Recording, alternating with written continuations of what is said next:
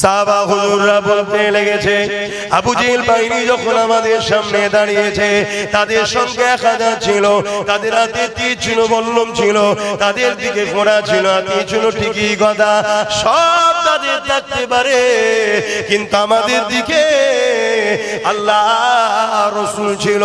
রাসূল যখন আমাদের দিকে আছে, নিশ্চিন্তে আল্লাহ আমাদের সাথে রয়েছে, তাই আমরা এত আনন্দে ছিলাম। বিজয় তো আমাদেরই হবে। লড়াইটা শুরু হয়ে গেল। ওই লড়াইতে 313 জনের কাছে 1000 বিজয় তো দূরের কথা, তারা পরাজিত হতে বাধ্য হয়েছে। 313 জনের কাছে বন্দী পর্যন্ত হয়ে গেছে।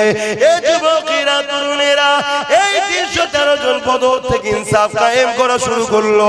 এই ইনসাফ কায়েম হতে হতে হতে হতে তামাম পৃথিবীর জমিনে নাম সত্য ইনসাফ ইনসানিয়াতকে ওই 313 জনের দ্বারা আল্লাহ পাক প্রতিষ্ঠিত করে দিলে। অবশ্যই সবটা আমার নবী পাকের কৃতিত্ব। কেন সাহাবা হুজুরদের মধ্যে বলতে শুনেছে হযরত ওমর ফারুক রাদিয়াল্লাহু তাআলা, যিনি একদিকে ইমাম ছিলেন মসজিদে, আর একদিকে অর্ধেক পৃথিবীর খলিফা ছিলেন, যিনি মসজিদে আকসাকে বিজয় করেছে।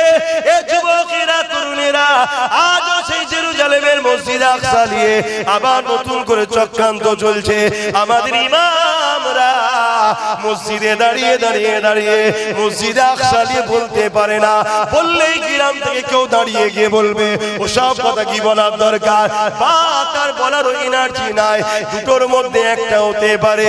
কিন্তু আমার ওমর ফারুক, তিনি এমন করে মসজিদের ইমাম যেমন ছিলেন, আবার মসজিদে আকসাকে তিনি উদ্ধার করেছেন, বিজয় করেছেন। আর আজকে আমাদের মসজিদের ইমামরা একটা হক কথা বলতে পারে না। যদি বলে, অমনি বলবে কালকে ফজর হওয়ার আগে আপনাকে যেন দেখা না যায়। এ যুবকেরা, তরুণেরা, ইমামের কাজ কি? মানুষের মাইন্ডে ঢুকে গেছে ইমামের কাজ হলো নামাজ পড়াবে আর মুরগিগুলোকে জবাই করবে। না না না, ইমাম একে বলে নে। ইমাম শিক্ষা দিয়ে দিল আমার রাসূলুল্লাহ, যিনি মদিনার মসজিদে ইমামতিও করেছে, আবার মদিনার রাষ্ট্রপ্রধান ছিল হযরত ওমর ফারুক, ইমামতি করেছে। অর্ধেক পৃথিবীর রাষ্ট্রপ্রধান ছিলেন। এই যুবকেরা, তরুণেরা, এই নবী পাকের প্রেমিকেরা, হযরত ওমর ফারুক রাদিয়াল্লাহু তাআলা, তিনি এমন করে যখন মসজিদে আকসাকে উদ্ধার করেছেন, বিজয় করেছে, তখন মসজিদে আকসার চাবিটা এমন করে জেরুজালেমের বাইতুল মুকাদ্দাসে রোমদের হাতে তখন ছিল। ওই রোমের সম্রাট বলেছিল, এই চাবিটাকে আমরা মসজিদে আকসার চাবি ওমর ফারুকের হাতে দেবো। আমরা দেখতে চাই কে ওমর ফারুক, যারা এমন করে একটা দিন বকরি চড়াতো, দুম্বা চড়াতো, আজ তারা অর্ধেক পৃথিবীর রাজত্ব করছে। কার উসিলায়, কার সোহবতে? আমার নবী পাকের উসিলায়, নবী পাকের সোহবতে হযরত ওমর ফারুক রাদিয়াল্লাহু তাআলা আনকে দেখার জন্য রোমের সম্রাট এমন করে ইরাদা করলো। তাই হযরত ওমর ফারুক বেরিয়ে পড়লেন। একটা উট নিয়ে বেরিয়েছে, উটের পিঠে ওমর ফারুক বসেছে, আর উটের লাগামকে তেনার সাথী ধরে নিয়ে যাচ্ছে। 1 মাইল যাওয়ার পরে হযরত ওমর ফারুক বলতে লেগেছে, আমার সফর সাথী, উটটাকে দাঁড় করাও। উট বসে পড়ল। ওমর ফারুক নেমে গেল। নেমে গিয়ে সাথীকে বলতে লেগেছে, বাবারে শরীর থেকে ঘাম বেরিয়ে গেছে, এবারে তুমি উটের পিঠে ওঠো, আমি রশিটা ধরে নিয়ে যাব। সাথী বলতে লেগেছে, ওমর ফারুক, হুজুর আমিরুল মুমিনিন বিয়াদবি মাফ করবে, আপনি অর্ধেক পৃথিবীর সুলতান, অর্ধেক পৃথিবীর শাহীনশাহ, আপনি আমিরুল মুমিনিন, আর আমি একজন আদনাসা গোলাম। আপনার উটের পিঠে বসবো আর আপনি লাগামটা ধরে নিয়ে যাবেন, এটা কি করে হতে পারে? হযরত ওমর ফারুক বলেছিলেন, হে মানুষেরা, শুনে রেখে দাও, আমি ওমর কাল কিয়ামতের ময়দানে আল্লাহর কাছে কি মুখ দেখাবো?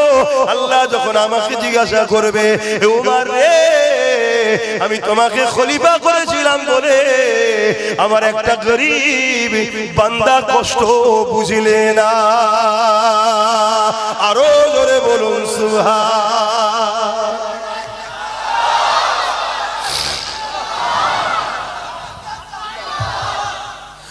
অথচ যারা আল্লাহকে ভয় করেছে, আল্লাহ তাদের সিনাতে পাওয়ার দিয়েছে, এই পাওয়ারে এত ক্ষমতা দিয়েছে যে ক্ষমতার কাছে মিশরের রাজা ফেরাউন পরাজিত হতে বাধ্য হয়েছে।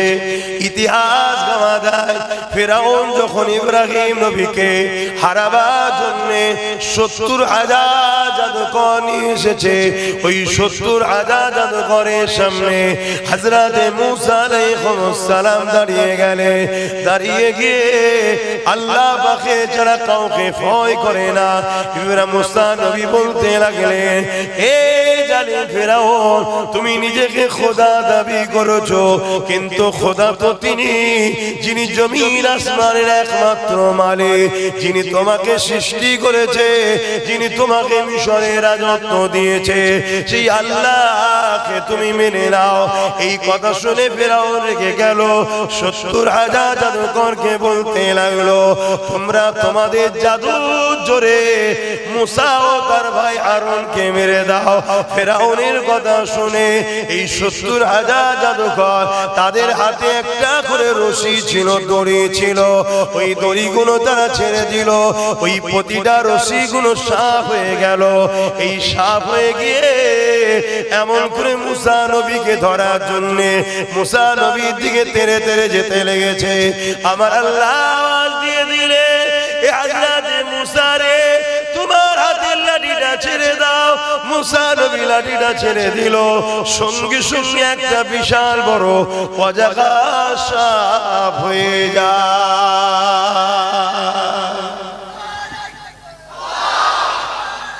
আল্লাহ, একদিকে মাত্র দুজন, কিন্তু দিলে শুধু আল্লাহর ভয়, অন্য কারো ভয় নেই। আর একদিকে মিশরের রাজা, হালদার অজগুলো বুঝবেন, আমরা ঠিক এই জায়গাতেই এখন দাঁড়িয়ে আছি। শুনছেন তো, নামাজের হজ অনেক হয়, হবে, আরো হবে। রোজার হজ, হাজের হজ অনেক হয়, আরো হবে।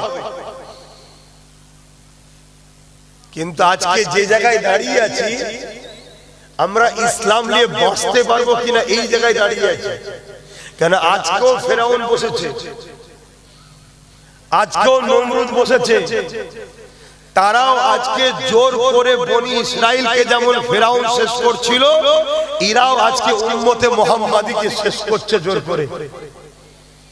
এই জায়গায় এই যুব সমাজ বিজয় লাভ করবেই যদি এই যুব সমাজ ওই দুটো জিনিসকে একটা ছাড়তে হবে, একটাকে ধরতে হবে। ছাড়তে হবে লোভ লালসা, আর ধরতে হবে সেনায় আল্লাহর ভয় আর নবীর প্রেম ও আদব। তাহলে এই যুবক আবার দাঁড়িয়ে যাবে। এজন্য আমি অজগুলো করছি, অসুবিধা হচ্ছে না তো?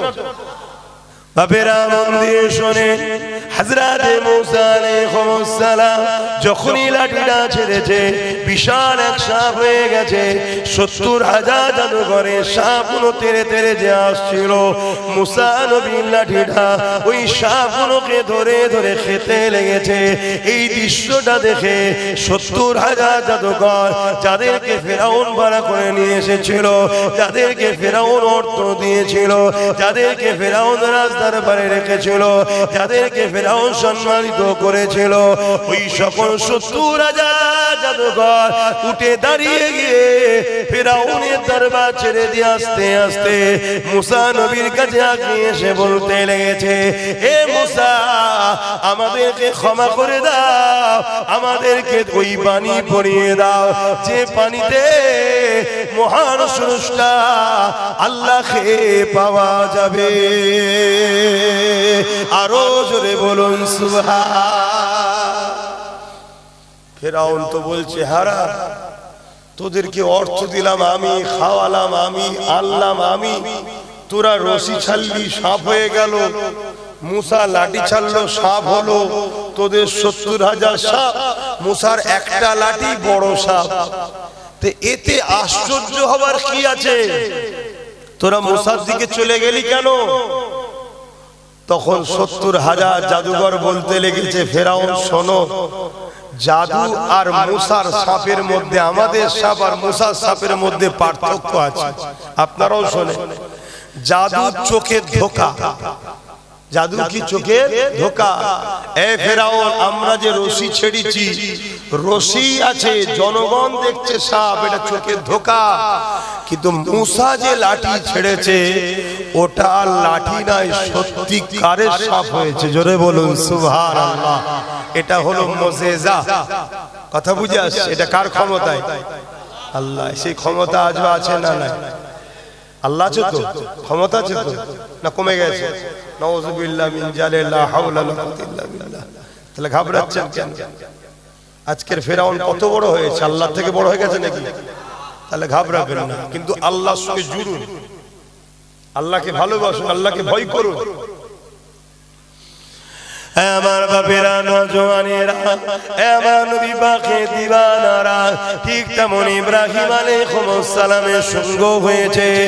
এ নওজওয়ানেরা, ইব্রাহিম নবীকে নমরুদ চারিদিক দিয়ে রোকার চেষ্টা করছে, কোন দিক দিয়ে যখন পারেনি, ইব্রাহিম আলাইহিস সালামকে বিশাল আগুন তৈরি করে ওই আগুনে নিক্ষেপ করে দিয়েছে। এই আগুনটা কত বিশাল ছিল, 1 মাসের অধিক ধরে কাঠ জড়ো করা হয়েছে। একটা বিশাল গ্রাম এলাকা নিয়ে এই আগুনটা তৈরি করা হয়েছে। এ নওজওয়ানেরা, এত তীব্র আগুন তৈরি হয়ে গেছে, ওই আগুনের ওপর দিয়ে কোনো পাখি উড়ে যেতে পারছে না, সঙ্গে সঙ্গে ঝলসে পড়ে যাচ্ছে। ওই আগুনের কাছে গিয়ে ইব্রাহিম নবীকে কি করে ফেলবে, এটা নমরুদ বড় চিন্তায় পড়ে গেছে। ঠিক এমন সময় শয়তান বড় তসবিহ হাতে নিয়ে আগিয়ে এসেছে। তসবিহ হাতে থাকা মানেই যে আল্লাহর ওলি এমনটা নয়, শুনছেন তো? তসবিহ হাতে আল্লাহর ওলিদের নমুনা, কথা ঠিকই, কিন্তু মানুষকে ধোঁকা দিবার জন্য শয়তানও তসবিহ হাতে লাই মাঝে মাঝে। আমার ওয়াজ বুঝছেন তো না? রেগে যাচ্ছে আমার ওয়াজ বাপ একটু সব খাড়া, মানে কি বলে, তেতো টাইপের, মিষ্টি টাইপের নয়, কিন্তু নিশ্চিন্তায় সুগারের ভয় নেই। আল্লাহর ওলিদের নমুনা হলো তাসবিহ পড়বে, কিন্তু শয়তান আল্লাহর ওলি সাজে মানুষকে ধোঁকা দেবে বলে। তাহলে তাসবিহ দেখেই পাগল হয়ে গেলে হবে না। তাসবিহটা ভালো জিনিস, কিন্তু কার হাতে সেই ব্যক্তিটাকে একটু চিনা দরকার আছে না নাই? আমি এটা বুঝাতে চাইছি। কেন আমার লক্ষ্য, আপনারা আমার দাদা হুজুরের রুহানি বাচ্চা, আপনারা কিয়ামতের দিন দাদা হুজুরের সাথে জান্নাতে যান, এটা আমার টার্গেট। তার জন্য বুঝাচ্ছি। শয়তান এসে নমরুদকে বুদ্ধি দিচ্ছে, এত টেনশন কিসের? আরে ফেলবো কি করে? শয়তান বলল, একটা চরকি কল করো, কপি কল দূর থেকে দূরে টান মেরে ছুঁড়ে ফেলে দেবে ইব্রাহিমকে আগুনে। বুদ্ধি দিল। আজও নমরুদদের ঘরে, ফেরাউনদের ঘরে আজও বুদ্ধি দিবার জন্য অনেক দাড়িওয়ালা টুপিওয়ালা মৌলী সাহেব পাওয়া যায়। খেয়াল করে দেখবেন, আজকে ফেরাউনদের সঙ্গে সব উঠা বসা করে। মিলছে তো নাকি? একটু মাথায় রাখবেন, শুধু মিলিয়ে নেবেন।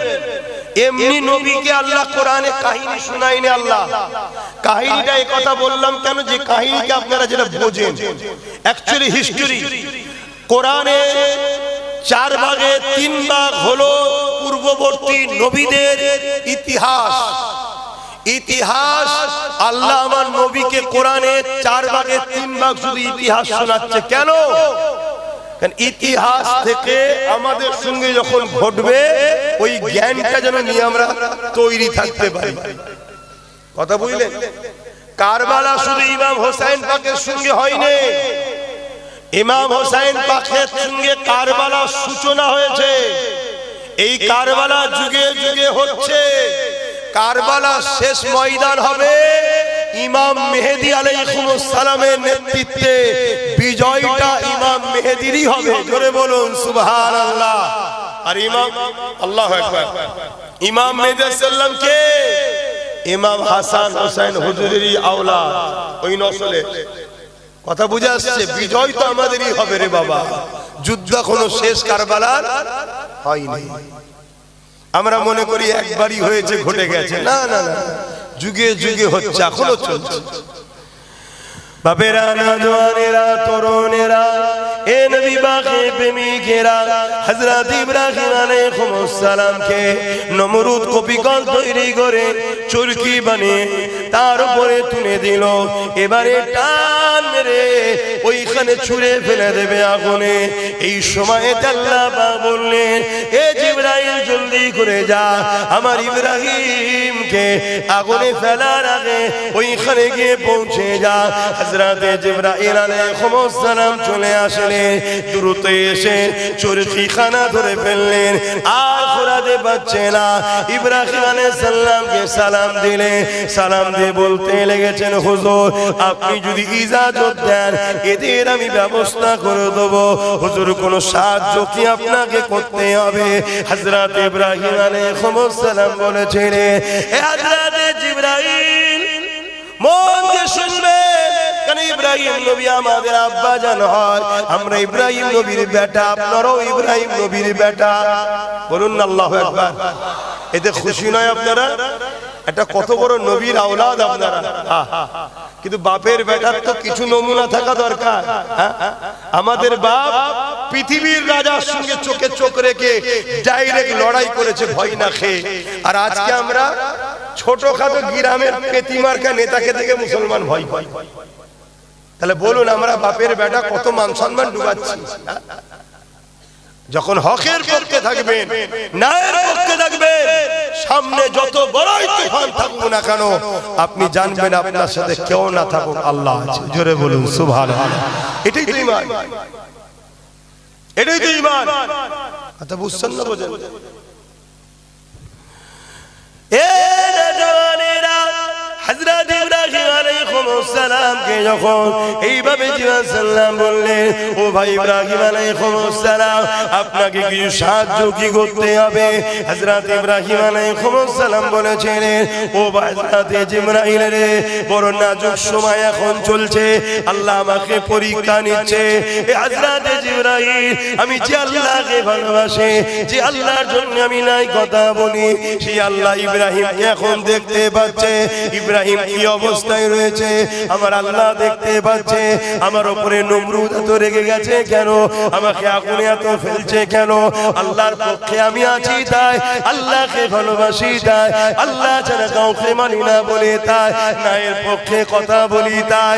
যদি আমার আল্লাহ আমাকে সব দেখছে, যদি আল্লাহ আমাকে বাঁচাতে চান, নমরুদের আগুন থেকে বাঁচানোটা আমার আল্লাহর কাছে কোনো ব্যাপার নয়।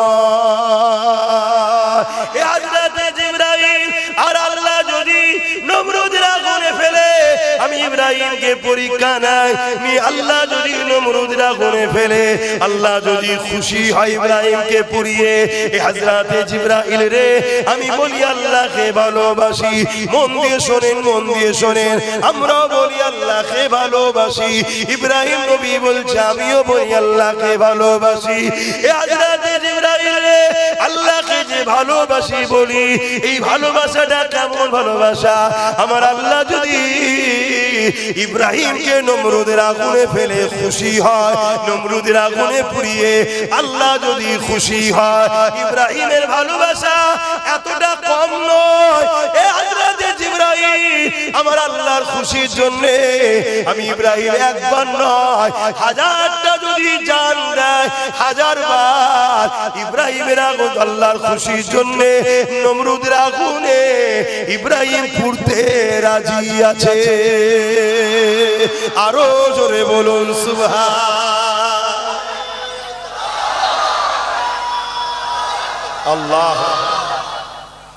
আজকে বলুন, আমরা কি কখনো বলি আমার আল্লাহ যদি আমাকে দুবেলা শুকিয়ে রেখে খুশি হয়, আমি দুবেলা না খেয়ে থাকবো? আমার আল্লাহ যদি আমায় গরিব করে খুশি হয়, আমি আমার আল্লাহর খুশির জন্য গরিব হয়ে থাকবো? আমার আল্লাহ যদি আমাকে জেল খাটিয়ে খুশি হয়, আমি আমার আল্লাহর জন্য জেল খেটে খুশি জেল খাটবো? কখনো আমরা ভাবি না, বলি কিসের প্রেম বলি আমরা আল্লাহকে ভালোবাসি? তাহলে আমাদেরকে আল্লাহ সাহায্য করবে কেন? তিনি কি আমাদের ঠিকালে বসে আছেন নাকি? নাউযুবিল্লাহ, আল্লাহ মাফ করবেন। আমাদের তো প্রয়োজন তিনার মুখাপেক্ষী আমরা। তিনি তো আমাদেরকে দুনিয়ায় পাঠিয়েছে একটা কাজের জন্য, শুধু পরীক্ষা, প্রেমের পরীক্ষা। সব থাকবে, সব দেবো আমি, কিন্তু সবাইকে পেয়ে আমাকে ভুলে যাস নাকি দেখবো, এই তো পরীক্ষা। ব্যবসা করো, কারবার করো, লেনদেন করো, উঠা বসা করো, সব করো, কিন্তু যখনই দেখবে তোমার আল্লাহর সঙ্গে কেউ বিরোধী হচ্ছে, তার সাথে আর নয়। যখনই দেখবে তোমার রসুলের সঙ্গে কেউ বিরোধী করছে, তার সাথে আর নয়। যদি করো তার মানে তুমি আল্লাহ রসুলের থেকে তাকে গুরুত্ব দিলে, তাই ছাড়তে পারলে না আল্লাহ রসুলের জন্য। আর যখনই তুমি তাকে ছেড়ে দিলে, সে বুঝলো যে এদের কাছে আমি আগে নয়, আল্লাহ রসুল আগে, এটা আল্লাহ খুশি হয়। জোরে বলুন সুবহানাল্লাহ। আমি বুঝাতে পারছি তো? এটাই তো পরীক্ষা। আমার নবীর কলিজার টুকরি খাতুনে জান্নাত ফাতেমা জাহরা রাদিয়াল্লাহু তাআলা আনহা, জিনার আব্বার জন্য জান্নাত তৈরি হয়েছে 8টা, জিনার আব্বার জন্য কুল কায়নাত তৈরি হয়েছে, এবং জিনার আব্বা দোনো জাহানের সুলতান, দোনো জাহানের বাদশা, দোনো জাহানের মালিক। আল্লাহ জিনাকে বানিয়েছেন সেই মুহাম্মদ রাসূলুল্লাহর কলিজার টুকরি খাতুনে জান্নাত ফাতেমা জাহরা রাদিয়াল্লাহু তাআলা আনহা। কয়েকদিন ঘরে খাওয়া হয়নি। শুনছেন আমি কি বলছি? এখানে কেউ হাত তুলে বলতে পারবেন যে আমার বাড়িতে 2 দিন খাওয়া হয়নি, কি একদিন খাওয়া হয়নি? আপনি ভাবতে হবে ভাই, ও শুধু শোনার জিনিস নয়। তাহলে বলুন, এক ধার থেকে কিসসা কাহিনী বলে দিয়ে চলে যাচ্ছে, তো বুঝে পাওয়ার দরকার নেই। ও শোনার জিনিস শুধু নয়, ওয়াজ যদি শোনার জিনিসই হতো, আল্লাহ নবী যখন ওয়াজ করেছে, আবু বকর সিদ্দিকও শুনেছে, আবু জেহেলও শুনেছে। একজন দুনিয়া থেকে জান্নাতের সার্টিফিকেট পেয়েছে, একজন দুনিয়া থেকেই জাহান্নামের সার্টিফিকেট পেয়েছে। কারণটা কি? ওয়াজ শুনে বোঝার জিনিস, যে বোঝে তার মধ্যে ধাক্কা হয় দিলে, সত্যি আমি ভুল করছি তো। এইটা যখনই আল্লাহ দেখবে যে আমার বান্দার মধ্যে একটা ধাক্কা লাগছে, আল্লাহ তখন সহযোগিতা করবে আপনাকে আল্লাহ ওয়ালা হওয়ার জন্য। জোরে বলুন সুবহানাল্লাহ। আর শুধু শুনেই গেলেন, শুনেই গেলেন, কি হবে? আপনাকে তো ভাবতে হবে যে রাসূল না হলে আল্লাহ জমিন ও জামা চুনা কিছুই বানাতেন না। কুল কায়নাত যার জন্য বানিয়েছে, সেই রাসূলুল্লাহর কলিজার টুকরি খাতুনে জান্নাত, তিনার ঘরে কয়েকদিন খাওয়া হয়নি। তারা কি গরিব ছিল? তোমাদের ধারণা কি গরিব ছিল? না। তাহলে খাওয়া হয়নি কেন? না, গরিবিটাকে পছন্দ করেছে, আল্লাহকে চেয়েছে। আল্লাহ আমার রাসূল চাইতেন আল্লাহ একবেলা খাওয়াবেন আর একবেলা খাওয়াবেন না। সাহাবারা জিজ্ঞেস করছেন, হুজুর এ দোয়া কেন? বলছে আল্লাহ শুকরকারীদেরও বন্ধু, সবরকারীদেরও বন্ধু। জোরে বলুন সুবহানাল্লাহ। যে খাওয়ার পর আলহামদুলিল্লাহ বলে, আল্লাহ তারও দোস্ত, আর যে না খেতে পেয়ে সবর করে, আল্লাহ তারও বন্ধু, তারও দোস্ত। জোরে বলুন সুবহানাল্লাহ। শুনছেন? তাহলে আমি রাসূলুল্লাহ যখন খাবো আলহামদুলিল্লাহ বলবো, আল্লাহ আমার সাথে, আর যখন না খাবো তখন সবর করব, আল্লাহ আমার সাথে। এবং গরিবরা ধনীদের থেকে 500 বছর আগে জান্নাতে যাবে। জোরে বলুন সুবহানাল্লাহ। বাপেরা, নওজোয়ান তরুণেরা, হে নবী পাকের প্রেমিকেরা, হযরত খাতুনে জান্নাত ফাতেমা জাহরা রাদিয়াল্লাহু তাআলা আনহা স্বামী হযরত শেরে খোদা মাওলা আলী রাদিয়াল্লাহু তাআলা, তিনি এমন করে স্ত্রীকে বললেন, এ ফাতেমা রে, আমার তোমার নাই হলো, এই বাচ্চা হাসান হোসেন দুটো কয়েকদিন পানি খেয়ে রয়েছে, একটু ভাববেন, শুনবেন, দিলের গভীরে একটু কথাকে নিয়ে যাবে, তাদের উপরে মোহাম্মত ভালোবাসা রেখে শুনবে, দিলটা থেকে ভেঙে গিয়ে চোখ দিয়ে পানি বেরিয়ে যাবে। কি জিন্দেগি তিনাদের ছিল।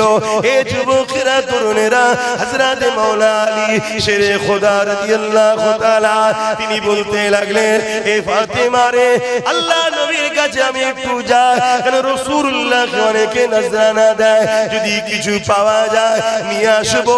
কমসে কম বাচ্চা দুটো ইমাম হাসান হোসেন, তারা দুজন তো কমসে কম খেতে পারবে। হযরত মাওলা আলী চলে গেলেন আমার রাসূলুল্লাহ দরবারে।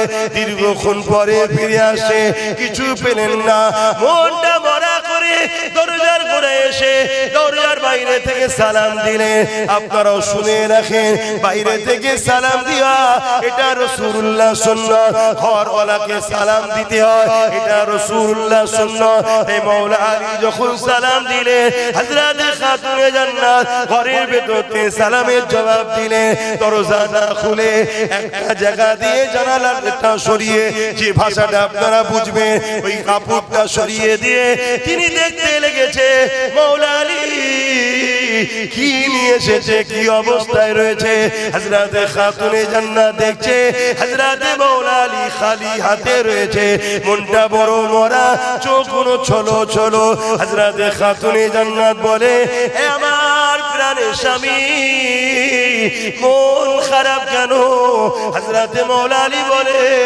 এ ফাতেমা রে নবীর বেটি আমার স্ত্রী হয়ে এসেছো কখনো তোমাকে ঠিকভাবে খাওয়াতে পারলাম না তোমার সুখ শান্তি জামা কাপড় অর্থাৎ তোমাকে অন্য জনেরা যেভাবে দেয় আমি তোমাকে সেইভাবে বেশি বেশি দিতে পারলাম না এ ফাতেমা রে আজ কয়েকদিন ক্ষুধার্ত রয়েছি সংসারে খাবার কিছু নাই কিন্তু আল্লাহ নবীর কাছে গেলাম ওখানেও কিছু পেলাম না এই মনটা বড় খারাপ হয়ে গেছে হযরত খাতুনে জান্নাত কেমন নবী শিখিয়েছে বেটিকে দেখুন আজ বাপেরা আপনারা আপনাদের কন্যাগুলোকে কি শিখিয়ে পরের বাড়ি পাঠাচ্ছেন পরের বাড়ি গিয়ে এত অশান্তি হচ্ছে বেশি দিন সময় লাগছে না জনম দুঃখিনী মাকে ছেড়ে দিয়ে বেটাকে আলাদা করে দিচ্ছে আপনার ঘরের মেয়েগুলো হচ্ছে না কি শিখিয়েছি আমরা আর আল্লাহ নবী ফাতেমাকে কি শিখাচ্ছে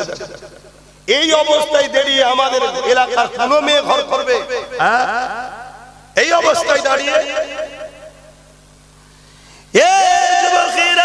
হযরত ফাতেমা বলছে আমার প্রাণের স্বামী কি বলছেন আপনি আপনি তো শুনেছেন আল্লাহ কোরআনে বলেছে যিনি আল্লাহ পাক যাকে খাওয়ায় আল্লাহ পাক যখন দেয় ওটা নিয়ে যে শুকরিয়া আদায় করে আল্লাহ পাক তার উপরে রাজি খুশি হয়ে যায় যখন আল্লাহ কাউকে দেয় না যখন যদি সে সবর করে আল্লাহ তার উপরে রাজি খুশি হয়ে যায় আমার প্রাণের স্বামী আল্লাহ যদি ফাতেমাকে হাসান হুসাইনকে আর আমার স্বামী মাওলা আলীকে আল্লাহ যদি আমাদেরকে না খাইয়ে খুশি হয় কেন আমরা আল্লাহর খুশির জন্য না খেয়েও নিজেকে খুশি রাখতে পারবো না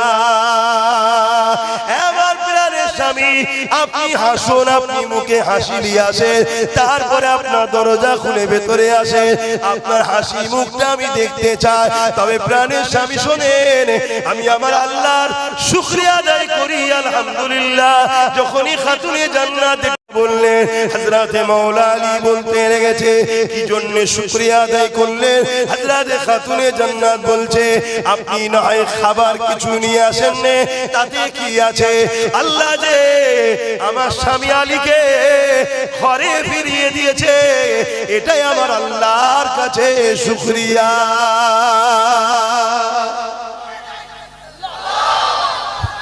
আল্লাহু আকবার আজকে কত স্বামী আছে টেনশনে টেনশনে রাস্তায় যায় গাড়ি অ্যাক্সিডেন্ট করে মারা যায় কত এমন স্বামী আছে গরিব মানুষ চাপে পড়ে গেছে ওসব জানি না ঈদের দিন এটা কিনে দিতে হবে ওটা কিনে দিতে হবে কথা বুঝে আসছে না খবরদার আছো বলে বলতে পারছো না থাকলে সব যাবে আর খাতুনে জান্নাতকে রাসূল কি শিখিয়েছে যে খাবার হয় না তো কি হয়েছে আমার স্বামী তো আল্লাহ ফিরিয়ে দিয়েছে আল্লাহ যদি আপনাকে ডেকেলে আমার কিছু করার আছে এতেই আমি খুশি আলহামদুলিল্লাহ তাদের মধ্যে আল্লাহর ভালোবাসা আল্লাহর ভক্তি কত ছিল আর আজকে আমাদের মা বোন বেটিদের কি অবস্থা বলো এর জন্য দোষী কারা আমরাই তো দোষী আজ আমরা লোভে পড়ে গেলাম লোভে আমি যতটুকু জানি আমার আব্বার আব্বাদের দিকে যদি চলে যাওয়া যায় অর্থাৎ তোমাদের দাদু যারা যুবক আছে দাদু যত কমই হোক প্রত্যেকটা বাড়ি গড়ে 7-8টা করে ছেলে কথা কি ভুল বলতাম নাকি প্রত্যেকটা দাদুর গড়ে 7-8টা করে ছেলে প্রত্যেকটা কথা বুঝে আসছে না এরপরও কোনোদিন কোন বাচ্চাকে রুগা পাতলা দেখেছিলেন? কাউকে শুকাতে হয় না, আল্লাহ শুকর। আর এখন একখানা কি দেড়খানা ছেলে যেন বাড়তি, রুগা কাটি। কথা ভুল বলছি? বরকত নেই কেন বলেন তো? আপনার দাদুরা আপনার বাপেদের ঘরে হালাল খাইয়েছে, মাফ করবেন এত বড় কথা বলছি। আপনাদের অজান্তে হলেও আপনাদের পয়সায় গন্ডগোল হয়েছে, আপনাদের হুঁশ নাই। যেমন এই যে আমার মায়েদের ঘরে এখন সরকার 1000 কোটি টাকা দিচ্ছে, ওটা কিসের টাকা বলুন? জানেন আপনারা? খোঁজ নিয়েছেন কোনোদিন কিসের টাকা? এই বলবেন তো, জিজ্ঞেস করেছেন? জানেন না। সরকার বলছে আমি মদ বিক্রিতে ভারতবর্ষের মধ্যে ফার্স্ট, তা মদ বিক্রির টাকা হতে পারে কথা বলুন? তাহলে আপনি টাকাটা আপনার বাচ্চাকে খাওয়াচ্ছেন। এবারে দুনিয়াদার ওই নমরুদকে যেমন ফতোয়া দিতে এসেছিল তসবিহ নিয়ে দাড়িওয়ালা সেজে, ওরকম মৌলভী সাহেব বলবে সব ঠিক আছে চলবে, সরকার দিচ্ছে তো। কিন্তু একবারও ভাবলেন না সরকার পুরুষকে না দিয়ে নারীকে দিচ্ছে কেন? এটা প্রশ্ন তো নাকি? পুরুষকে না দিয়ে নারীকে দিচ্ছে কেন? শোনেন মশলাটা তাহলে অসুবিধা আছে বলবো? অসুবিধা নেই তো? মন দিয়ে শুনুন, ভালো লাগলে লিখছেন, আজ থেকে জানার পরে আর তওবা করে দেন। আর এরপরও মনে হয় যে হুজুর আমি যদি না লি আমি টার্গেটে চলে আসবো, আমার জানের ক্ষতি হবে, তাহলে লিয়ে নেন। লিয়ে আল্লাহকে বলবেন আল্লাহ আমি জান বাঁচাবার জন্য নিলাম, কিন্তু এটা আমি খরচ করছি না। এটা নেকি নিয়ত নয়, নেকি ছাড়া, নেকি ছাড়া কাউকে দিয়ে দেন, অর্থাৎ পরিচয় দেবেন না যে অমুক দিয়েছে, তাহলে নেকির আশা। কথা কিছু বুঝতে পারছেন? এমন গরিব পথচারী গরিবকে দিয়ে দেন, এটা একটা পরিকল্পনা চলছে, সেই পরিকল্পনাটা শুনুন। আল্লাহ নবী বলেছেন পুরুষদের ইনকাম যদি খারাপ হয়, শরিয়াতে পুরুষরা হলো গার্জিয়ান, যদি ইনকাম খারাপ হয়, নারীকে যদি খারাপ পয়সার ইনকামের খাদ্য খাওয়ায়, নারীকে কিয়ামতের দিন আল্লাহ ধরবে না যে হারাম খেয়েছিস কেন বল। শুনছেন তো? ধরবে পুরুষকে। আর মুসা আলাইহিস সালাম তুর পাহাড়ে গেছে, আল্লাহর কাছে কথা বলবে বলে যাবার সময় রাস্তায় দেখছে একজন খুব কাঁদছে। মুসা নবীর কাছে বলছে হুজুর আপনি যাচ্ছেন, আল্লাহকে বলুন না আমার দোয়া কবুল করতে, আমি 40 বছর ধরে দোয়া চাইছি কবুল হচ্ছে না। মুসা নবী তো অবাক হয়ে গেলেন, এত কাঁদছিস কবুল হয়নি? আল্লাহ এত দয়ালু? তো গেছে কি আল্লাহ দয়ালু তো নাকি? হ্যাঁ কত দয়ালু। সেই হযরত ওমর ফারুক হুজুরের জবানের একটা কথা শুনেছিলেন না? এক যুবক মদ খাচ্ছিল, পিছনে বোতল লুকিয়ে দিল থেকে বলেছে আল্লাহ কোনোদিন খাবনি, মাফ করে দাও, বাঁচাও। সঙ্গে সঙ্গে মদকে আল্লাহ দুধে পরিণত করে দিয়েছে। জোরে বলুন সুবহানাল্লাহ। আল্লাহ কত দয়ালু। আরে 40 বছর ধরে কাঁদছে, আল্লাহকে মাফ করেন। কিন্তু মনে রাখবেন আমার নবীর উম্মত, আমাদের জন্য অনেক রকম ফ্যাসিলিটি আল্লাহ দিয়েছে যেটা অন্য নবীর উম্মতদের দেয়নি। তা মুসা আলাইহিস সালাম ওই সময়তে ওই যুবকটার জন্য দোয়া চাইছে, আল্লাহ ওই লোকটাকে আপনি মাফ করে দিন। আল্লাহ পাক বলছেন মুসা ওকে আমি কোনোদিন মাফ করব না। কেন আল্লাহ মাফ করবেন না? বলছো হারাম খাই। শুনছেন তো? হারাম করে দোয়া কবুল করব না। তাহলে আজ আমরা পুরুষ মানুষ ইনকাম করতে গিয়ে ইদিক উদিক খেতে গিয়ে যদিও গন্ডগোল হয়ে যায়, আমাদের দোয়া যদি কবুল নাও হতো, আমাদের ঘরের মেয়েগুলোর কিন্তু দোয়া কবুল হতো। তাহলে বিপদের সময় ওরা যদি সাহায্য চাইতো, আল্লাহ আপনি সাহায্য করেন আমাদেরকে, কবুল হতো। তার ঘোড়াটাও মেরে দিল। ওই ইনকামটা তোমার মায়ের, তোমার বোনের, তোমার বেটির অর্থাৎ মেয়ের ইনকাম, ওই ইনকাম যখন হারাম হয়ে যাবে হারাম খাওয়ার জন্য, তার দোয়া আর কবুল। পলিসিটা বুঝতে পারছেন? বাবেরা নওজোয়ান তরুণেরা, এ নবী পাকের প্রেমিকেরা, আসেন ইব্রাহিম নবীর কথা বলতেছিলাম, আগুনে ছুঁড়ে ফেলে দিল। এ নওজোয়ানেরা, আল্লাহ আল্লাহ বলে দিলেন আগুন রে আমার ইব্রাহিমের জন্য আরামদায়ক ঠান্ডা হয়ে যা।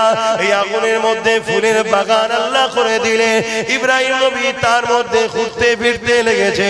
আল্লাহকে ভয় করো যুবক, আল্লাহর উপরে ভরসা করো, লোভ লালসা করো না গো। আল্লাহ তোমার আমার জন্য যথেষ্ট। মনে রেখে দেবে আল্লাহর ভয় যাদের হৃদয়ে আছে দুনিয়ার কোন শক্তি তাদেরকে মিটাতে পারবে না। নবীর প্রেম আদব যাদের হৃদয়ে আছে দুনিয়ার কোন শক্তি তাকে মিটাতে পারবে না।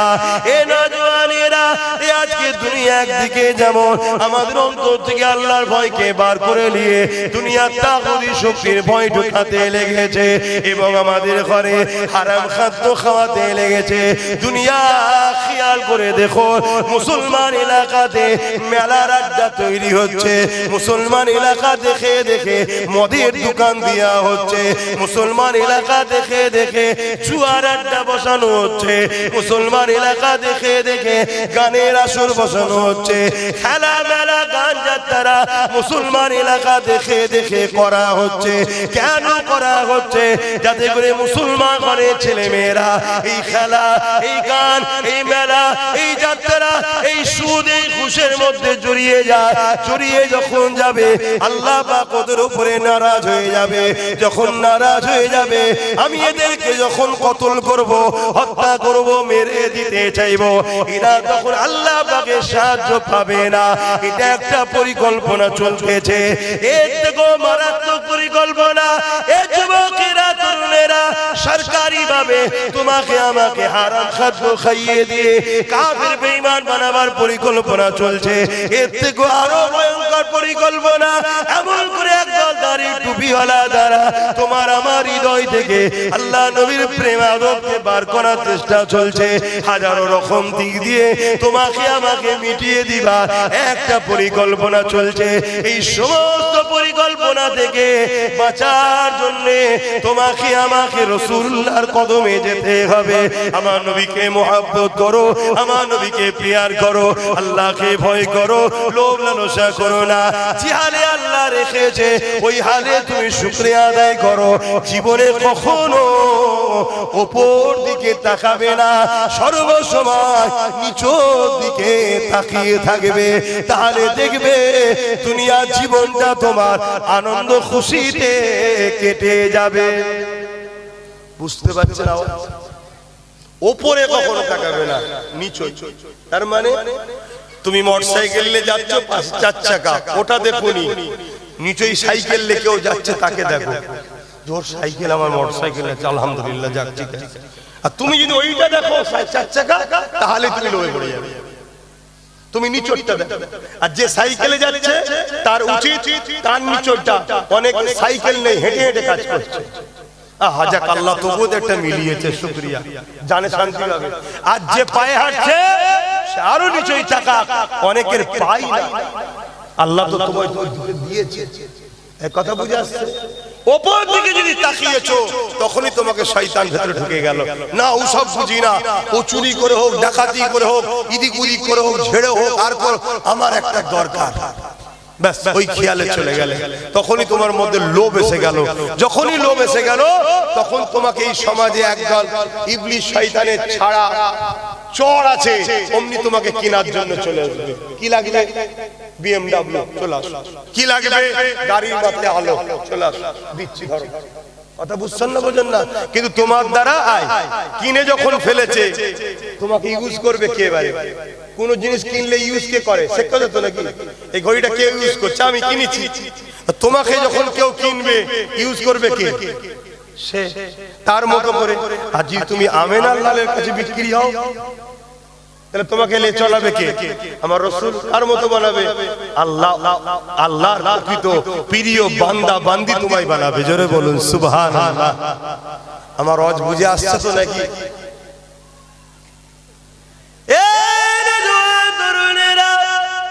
কোনদিন কি ভাবতে পেরেছিলে মদিনার ওই মানুষগুলোর কথা, যাদের পায়ে জুতো ঠিকভাবে ছিল না, যাদের পরনে জামাগুলো ছিঁড়া ফাটা ছিল, কিন্তু তারা ওয়াকাদ আল্লাহ পাকের প্রেম নিয়ে, আল্লাহর ভয় নিয়ে, নবীর প্রেম ভালোবাসা নিয়ে বদরের ময়দানে 313 জন দাঁড়িয়েছিল। 1000 বাহিনীর হাতে অস্ত্র ছিল, 1000 যাদের সংখ্যা ছিল, তরোয়াল ছিল তাদের হাতে, 1000 যাদের বাহিনী ছিল তারা ঘোড়া হাতির পিঠে ছিল, 1000 বাহিনী যারা ছিল তাদের হাতে ঢাল তরোয়াল ছিল। পৃথিবীর ইতিহাসটা যাকে শোনাবে তারাই বলবে 1000 বাহিনী জিতবে, তাই তো নাকি? যদি কেউ ইতিহাস শোনায় যে একদিকে 1000 লোক আছে যাদের হাতে অস্ত্র, তীর, ঢাল, তরোয়াল, যুদ্ধের বল্লম রয়েছে, ঘোড়া হাতির পিঠে, লোহার ড্রেস পরা, আর একদিকে মাত্র 313 জন খালি হাতে, এই লড়াইয়ে কে জিতবে? দুনিয়া সবাই বলবে 1000 জিতবে। এক কথা ঠিক না? কেন? ওদের হাতে অস্ত্র, এদের হাত খালি, ওরা ঘোড়ার গায়ে পিঠে, এরা খালি পায়ে দাঁড়িয়ে, তাদের হাতে যুদ্ধ ড্রেস, এনাদের ছিঁড়া ফাটা জামা। শুনছেন? কিন্তু ইনাদের কাছে যে পাওয়ারটা ছিল ওইটা দুনিয়ার কেউ দেখতে পায় না। সেটা কি? আল্লাহ ও রাসূল। কি? একটু সারা দেন না। আল্লাহ ও রাসূল ইনাদের দিলে ছিল। সাহাবা হুজুররা বলতে লেগেছে, আবু জেহেল বাহিনী যখন আমাদের সামনে দাঁড়িয়েছে, তাদের সংখ্যা 1000 ছিল, তাদের হাতে তীর ছিল, বল্লম ছিল, তাদের দিকে ঘোড়া ছিল, হাতি ছিল, ঠিকই কথা, সব তাদের থাকতে পারে, কিন্তু আমাদের দিকে আল্লাহ রাসূল ছিল। রাসূল যখন আমাদের দিকে আছে, নিশ্চিন্তে আল্লাহ আমাদের সাথে রয়েছে, তাই আমরা এত আনন্দে ছিলাম। বিজয় তো আমাদেরই হবে। লড়াইটা শুরু হয়ে গেল। ওই লড়াইতে 313 জনের কাছে 1000 বিজয় তো দূরের কথা, তারা পরাজিত হতে বাধ্য হয়েছে। 313 জনের কাছে বন্দী পর্যন্ত হয়ে গেছে। এই যুবকেরা, তরুণেরা, এই 313 জন বদর থেকে ইনসাফ কায়েম করা শুরু করলো। এই ইনসাফ কায়েম হতে হতে হতে হতে তামাম পৃথিবীর জমিনে নাম সত্যি ইনসাফ, ইনসানিয়াতকে ওই 313 জনের দ্বারা আল্লাহ পাক প্রতিষ্ঠিত করে দিলে। অবশ্যই সবটা আমার নবী পাকের কৃতিত্ব। কেন? সাহাবা হুজুরদের মধ্যে বলতে শুনেছে হযরত ওমর ফারুক রাদিয়াল্লাহু তাআলা, তিনি একদিকে ইমাম ছিলেন মসজিদে, আর একদিকে অর্ধেক পৃথিবীর খলিফা ছিলেন, যিনি মসজিদে আকসাকে বিজয় করেছে। এই যুবকেরা, তরুণেরা আজও সেই জেরুজালেমের মসজিদ আকসা নিয়ে আবার নতুন করে চক্রান্ত চলছে। আমাদের ইমামরা মসজিদে দাঁড়িয়ে দাঁড়িয়ে দাঁড়িয়ে মসজিদে আকসা নিয়ে বলতে পারে না, বললেই গ্রাম থেকে কেউ দাঁড়িয়ে গিয়ে বলবে ওসব কথা কি বলার দরকার, বা তার বলার এনার্জি নাই। দুটোর মধ্যে একটা হতে পারে। কিন্তু আমার ফারুক তিনি এমন করে মসজিদের ইমাম যেমন ছিলেন, আবার মসজিদে আকসাকে তিনি উদ্ধার করেছেন, বিজয় করেছেন। আর আজকে আমাদের মসজিদের ইমামরা একটা হক কথা বলতে পারে না। যদি বলে অমনি বলবে কালকে ফজর হওয়ার আগে আপনাকে যেন দেখা না যায়। এ যুবকেরা, তরুণেরা, ইমামের কাজ কি? মানুষের মাইন্ডে ঢুকে গেছে ইমামের কাজ হলো নামাজ পড়াবে আর মুরগিগুলোকে জবাই করবে। না না না, ইমাম একে বলে রে। ইমাম শিক্ষা দিয়ে দিল আমার রাসূলুল্লাহ, যিনি মদিনার মসজিদে ইমামতিও করেছে, আবার মদিনার রাষ্ট্রপ্রধান ছিল হযরত ওমর ফারুক, ইমামতি করেছে। অর্ধেক পৃথিবীর রাষ্ট্রপ্রধান ছিলেন। এ যুবকেরা, তরুণেরা, এ নবী পাকের প্রেমিকেরা, হযরত ওমর ফারুক রাদিয়াল্লাহু তাআলা তিনি এমন করে যখন মসজিদে আকসাকে উদ্ধার করেছেন, বিজয় করেছে, তখন মসজিদে আকসার চাবিটা প্যালেমুন করে জেরুজালেমের বাইতুল মুকাদ্দাসে রোমদের হাতে তখন ছিল। ওই রোমের সম্রাট বলেছিল এই চাবিটাকে আমরা মসজিদে আকসার চাবি ওমর ফারুকের হাতে দেবো। আমরা দেখতে চাই কে ওমর ফারুক, যারা এমন করে একটা দিন বকরি চড়াতো, দুম্বা চড়াতো, আজ তারা অর্ধেক পৃথিবীর রাজত্ব করছে। কার উসিলায়, কার সোহবতে?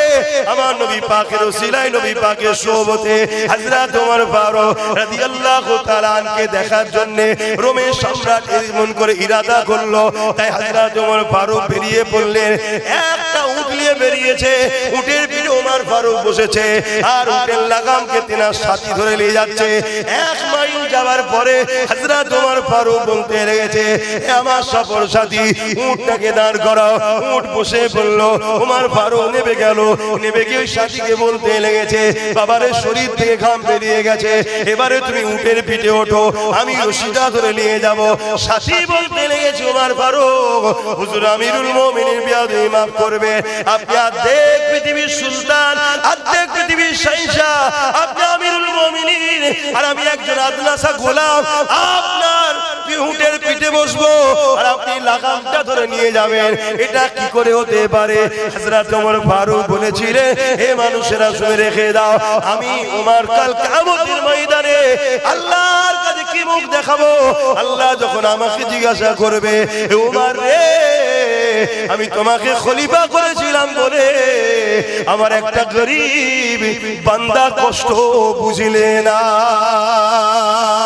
আরো জোরে বলুন সুবহান।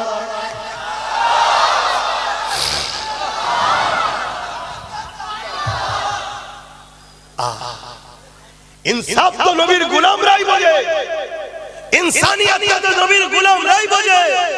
কারণ ইসলাম তো ইনসাফ করার নাম, ইসলাম তো ইনসানিয়তের নাম, ইসলাম তো মানবতার নাম, ইসলাম তো গরিবদের দরদের নাম, ইসলাম তো খোদা তো মানুষকে খানা খাওয়াবার নাম।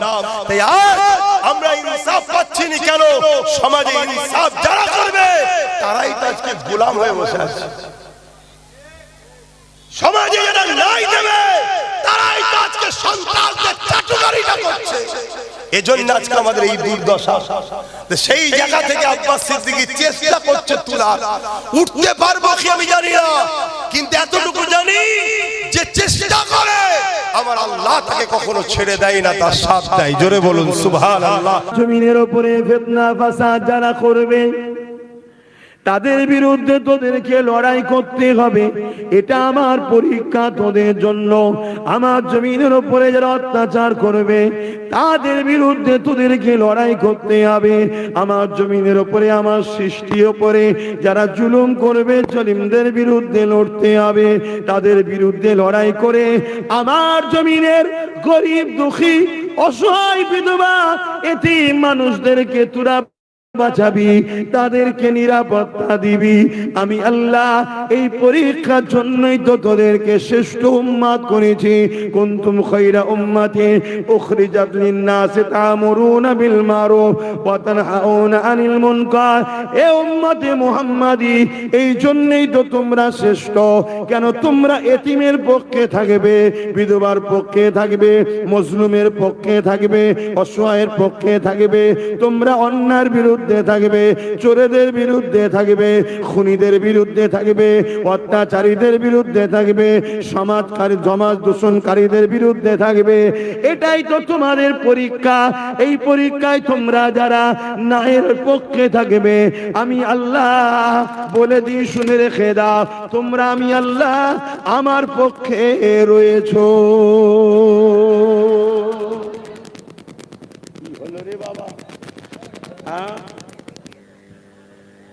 বুলেট মোটরসাইকেল ঢুকে পড়েছে নাকি ওর ভেতরে? মাইকওয়ালা আছে না চলে গেছে?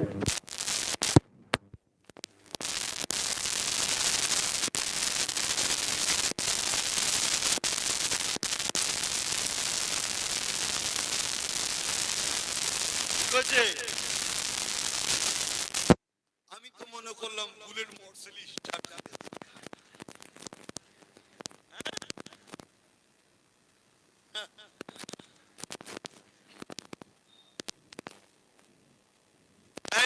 ঠিক করো বাবা, ঈশার নামাজ আছে। শুনছেন ভাই? আমাদের কাজ কি? জুলুম করা, চুরি করা, জালিমদের সাথ দেওয়া। হযরতে মুসা আলাইহিস সালামকে আল্লাহ পাঠালেন, যাও, আমার বান্দা কোনো বড় কষ্টের মধ্যে আছে। ফেরাউন অত্যাচার এত বাড়ালো, ফেরাউন এত অত্যাচার বাড়ালো যে মিশরের মানুষেরা দিশেহারা হয়ে গেল। আমার আল্লাহ পাক হযরতে মুসা আলাইহিস সালামকে পাঠালেন, যান আর এইদিকে এক তৎকালীন সময়ে যারা জাদু টাদু করত, শুনছেন, তারা ফেরাউনকে যে খবর দিচ্ছে, জাহাপানা একটা সন্তান জন্মগ্রহণ করবে, একটা বাচ্চা জন্মগ্রহণ করবে, যে বাচ্চা তোমার রাজত্বকে শেষ করে দেবে। জালিম যারা হয় তারা ছোট্ট বিরোধীকারীকেই ভয় করে, কেন তারা জানে আমরা অন্যায়ের বারুদের স্তূপের উপরে আছি, একটা মেসেজের কাঠি যথেষ্ট আমাকে শেষ করতে। শুধু আমরা চুপ থাকি বলে তারা চোখ দেখায়, একবার রুকে দাঁড়ালে দেখবেন সব ঠান্ডা হয়ে যায়। এটা ইতিহাস বলছে আপনাদের। আমি আপনাকে কয়েক লক্ষ বছরের ইতিহাস শোনাচ্ছি, যুগে যুগে যা ঘটেছে সব আল্লাহ কোরআনের মধ্যে দিয়ে দিয়েছে। জোরে বলুন সুবহানাল্লাহ। তো ফেরাউন যখন এই কথা শুনলে, একটা বাচ্চা জন্ম হচ্ছে, যে বাচ্চা তোমার রাজত্বকে মিটিয়ে দেবে। শোনেন আমার আম্মা জানেরা, আমার বোনেরা, ভাইরা, বাপেরা, ফেরাউনের মাথা খারাপ। সে কি কথা রে, একটা বাচ্চা আমাকে মিটিয়ে দেবে, যে মিশরের রাজা। শুনছেন? তখন কি করছে ফেরাউন? ওই মন্ত্রী টন্ত্রী সব ডেকে, চামলা চামলা সব ডেকে পরামর্শ করছে কি করা যাবে। লাস্টে শয়তান বুদ্ধি দিচ্ছে কি জানে, প্রত্যেকটা বাড়ির দরজায় দরজায় দুটো করে পুলিশ দাঁড় করিয়ে দাও। কটা করে? যত পুত্র সন্তান হবে কতল করে দাও। শুনছেন? তাহলে নিজের রাজত্ব টিকাবার জন্য ফেরাউন ছোট্ট ছোট্ট বাচ্চাদেরকেও কতল করতে পিছপা হয়েছে। আর আজকের ফেরাউন গুলো কি করছে? নিজের গদি টিকাবার জন্য নিজের ঘরের লোককে মেরে দিয়ে অন্যজনকে কেস দিচ্ছে। করছে না, করেন? আমার কাছে কিছু রিপোর্ট আছে, আমি তদন্ত লাগিয়েছি। আরো দিশে হারা হয়ে গেছে আজকের জাহান্নামের কুকুরটা। ও প্ল্যান পরিকল্পনা করছে, ওদেরই দলের দুর্বল দুর্বল কয়েকজনকে ছেড়ে দেবে, দিয়ে ভালো ভালো ছেলেদের নামে মামলা করবে। আমার কাছে রিপোর্ট এসছে, আমি ওটাকে আর একটু ভেরিফাই করার জন্য যে সূত্রে এসছে সেই সূত্রেই একটু হাঁটছি, খুঁজে বার করার চেষ্টা করছি। এবং কয়েকটা গাড়ি এসেছে, সে গাড়ি করে কি কি এসেছে সব রিপোর্টটা পেয়েছি, তার নম্বর টম্বর গুলো একটু যোগাযোগ করার ব্যবস্থা করছি। মনে রাখবেন, হুজুরের কাজ শুধু গদিতে বসে ফু দিয়া নয়, হুজুরের কাজ শুধু এসে বাবারা বাবারা করে নামাজ পড়ো রোজা রাখে কাজ হুজুরের নয়। যারা প্রকৃত নবীর গোলাম হয় তারা যেমন মসজিদে ইমামতি করতে পারবে, গদিতে বসে পীর মুরিদি করবে, আবার উমর ফারুকের মতো রাষ্ট্রও চালাবে। জোরে বলুন সুবহানাল্লাহ, আরো জোরে বলুন সুবহানাল্লাহ। আর যারা দালালি করতে নাবে তাদের কথা বাদ দেন। কথা বুঝে আসছে না? নাই তো ভাইরা আমার, ফেরাউনের অত্যাচার বেড়ে গেল। একদিনে শুধু 12,000 বাচ্চাকে শহীদ করেছে। হায় হায় হায় হায়, সে ফেরাউন কি গদি বাঁচাতে পেরেছে? একদিনে শুধু মৃত্যু দিয়েছে 12,000। কত হাজার হাজার বাচ্চা আরো মেরেছে তার কোনো ঠিক নেই। মুসা নবীকে মারতে পেরেছে? সেদিনে ফেরাউন একটা বাচ্চার ভয়েই পাগল, দিশেহারা। আর আজকে ফেরাউনের উত্তরসূরি কোন একটা ছেলেকে নিয়েই পেরেশান, অন্য কোন জায়গা দিয়ে এত পেরেশান নেই, একটাকে নিয়ে পেরেশান। খেয়াল করে দেখো, আরো অনেকে অনেক জায়গায় অনেক কিছু করছে, আরো অনেকে অনেক জায়গায় অনেক কিছু নিয়ে হুড়োহুড়ি হচ্ছে। কারো বিরুদ্ধে এদের টেনশন নেই, শুধু টেনশন ওই একটাই। কেন? ও জানে একটাই আগামী দিন পুরুষ সবার চোখে ছানি কাটিয়ে যারা 79 বছর গোলাম আছে সেই সমাজগুলোকে আগামী দিন মালিক বানাতে চলেছে। জোরে বলুন ইনশাআল্লাহ, বলুন ইনশাআল্লাহ। খুব খেয়াল করে দেখুন, ৭৯ বছর ধরে আমরা গোলাম হয়ে আছি, এজন্য টার্গেট। কিন্তু সেদিন ফিরআউন যে বাচ্চাটাকে টার্গেট করেছিল, সেই বাচ্চাটাকে তো শহীদ করতে পারল না, অথচ ফেরাউনের হাতে হাজারো হাজারো বাচ্চা শহীদ হয়ে গেল। ফেরাউনের হাতে শিশু হত্যা আর রক্ত লেগে গেল। আজ যে বাচ্চাটাকে টার্গেট করেছিল, ওই বাচ্চাটাকে আল্লাহ পাক ফেরাউনের ঘরে নিয়ে গিয়ে লালন পালন করে বড় করতে লাগলে। তরুণেরা, আল্লাহকে ভয় করো, আল্লাহর উপরে ভরসা করো। ভয় কাকে খাবে? জোরে বলো, ভয় কাকে খাবে? আল্লাহ নবী বললেন, আখিরি জামানাতে আমার উম্মতিরা প্রচুর মার খাবে।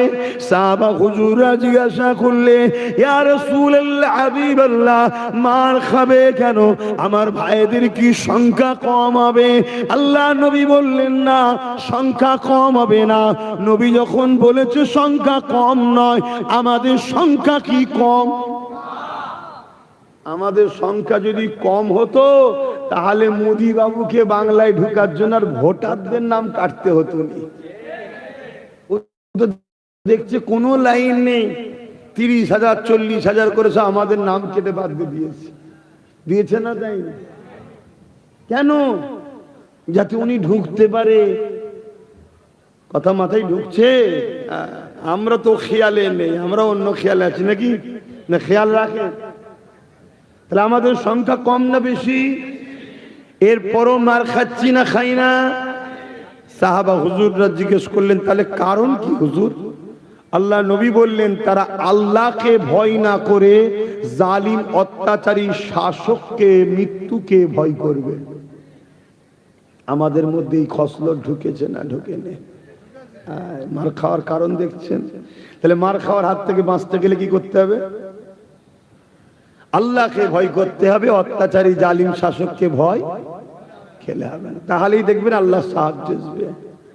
আমরা তো তাদের উত্তরসূরি, যারা 313 জন মিলে জালিম 1000 বাহিনীর মোকাবেলা করেছে, বিজয় আমাদের হয়েছে। আমরা তো তাদের উত্তরসূরি, যেখানে 4 লক্ষ সেলিবিয়ারা মসজিদে আকসাকে দখল করেছিল। আমাদের সংখ্যা 12,000 ছিল। 4 লক্ষর মোকাবেলায় 12,000 নিয়ে আমরাই বিজয় লাভ করেছি। আমরা তো তাদের উত্তরসূরি। পুরো দেশে যখন অত্যাচারী শাসক ছিল, এক মঈনুদ্দিন আজমিরি, তিনার মোকাবেলায় জালিম শাসকরা পারেনি। আমরা তো তাদেরই উত্তরসূরি। এ যুবকেরা, তরুণেরা, এই ভারতবর্ষের বুকে একটা রাজা ছিল, যার নাম হলো আকবর। ওই বদমাইশ আকবর কোরআনকে মিটাবার জন্য দ্বীনে ইলাহি লিখেছিল। ওই আকবরের দিকে মিলিটারি ছিল, ওই আকবরের দিকে পুলিশ ছিল, ওই আকবরের দিকে পুরো দেশের শাসন ব্যবস্থা ছিল।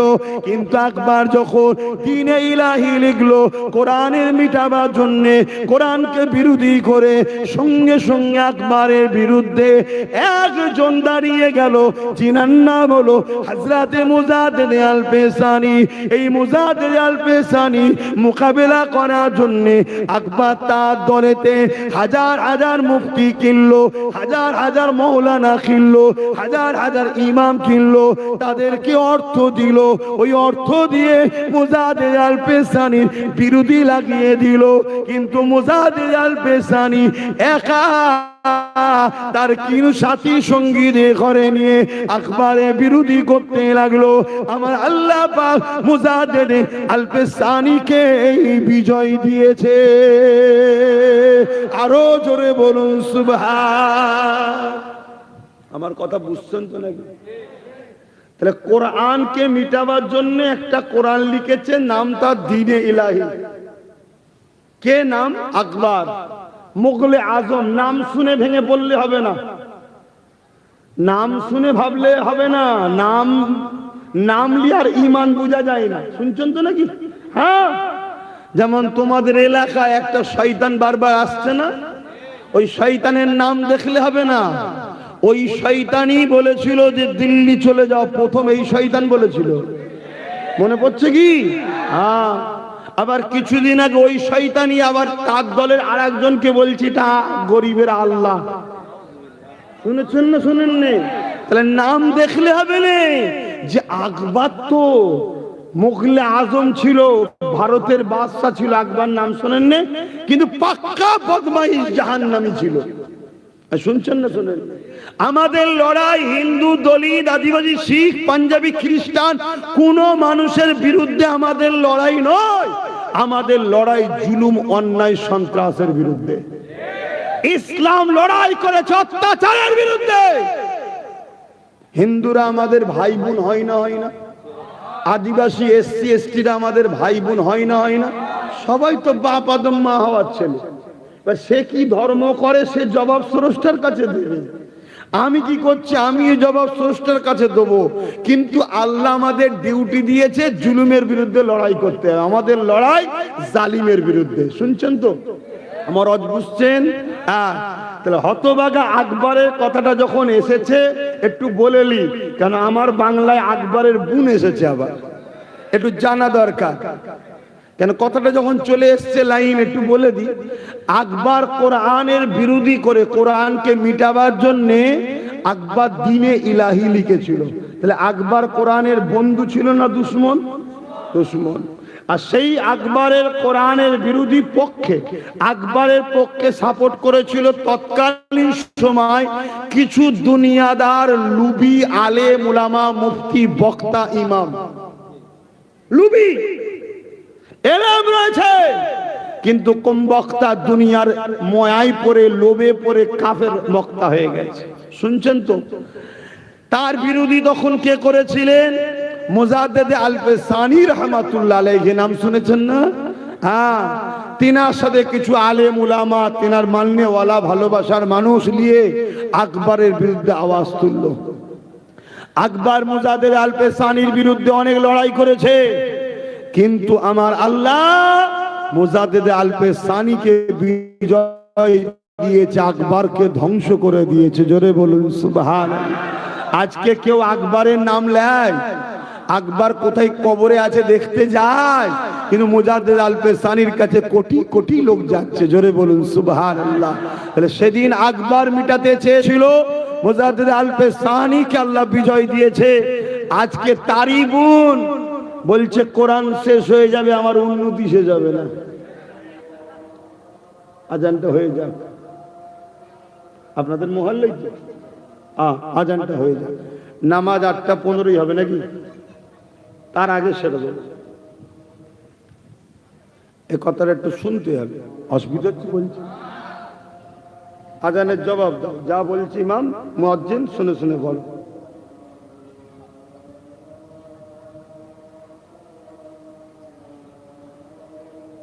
আল্লাহু আকবার, আল্লাহু আকবার।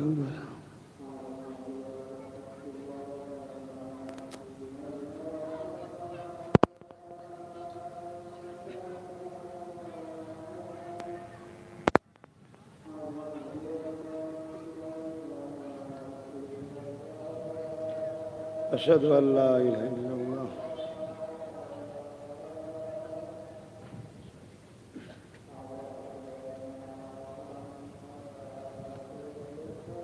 صلى الله عليه وسلم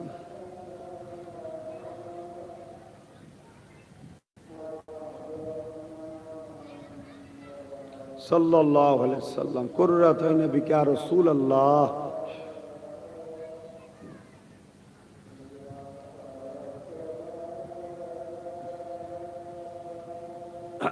لا حول ولا قوة إلا بالله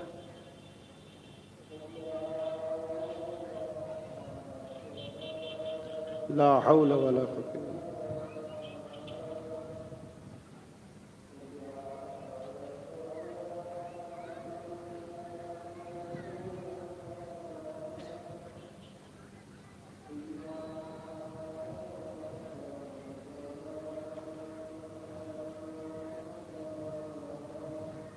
লা হাওলা ওয়ালা কুওয়াতা।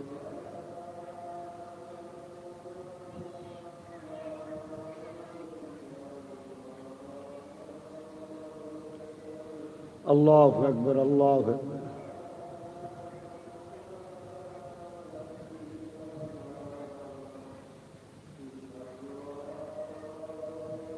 اللهم رب هذه الدعوة محمد وسيلة محمد إنك لا تفلح. درود الشريف اللهم صل على جري পরে وعلى آله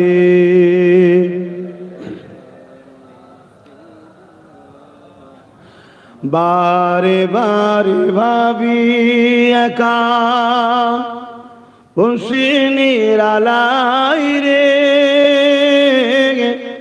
পাখি হলে উড়ে যেতাম সোনার মদিনায় রে, সোনার মদিনায় রে। কি গো, মদিনা শরীফে যাওয়ার শখ আছে তো? একটু জন বয়সে যাবে।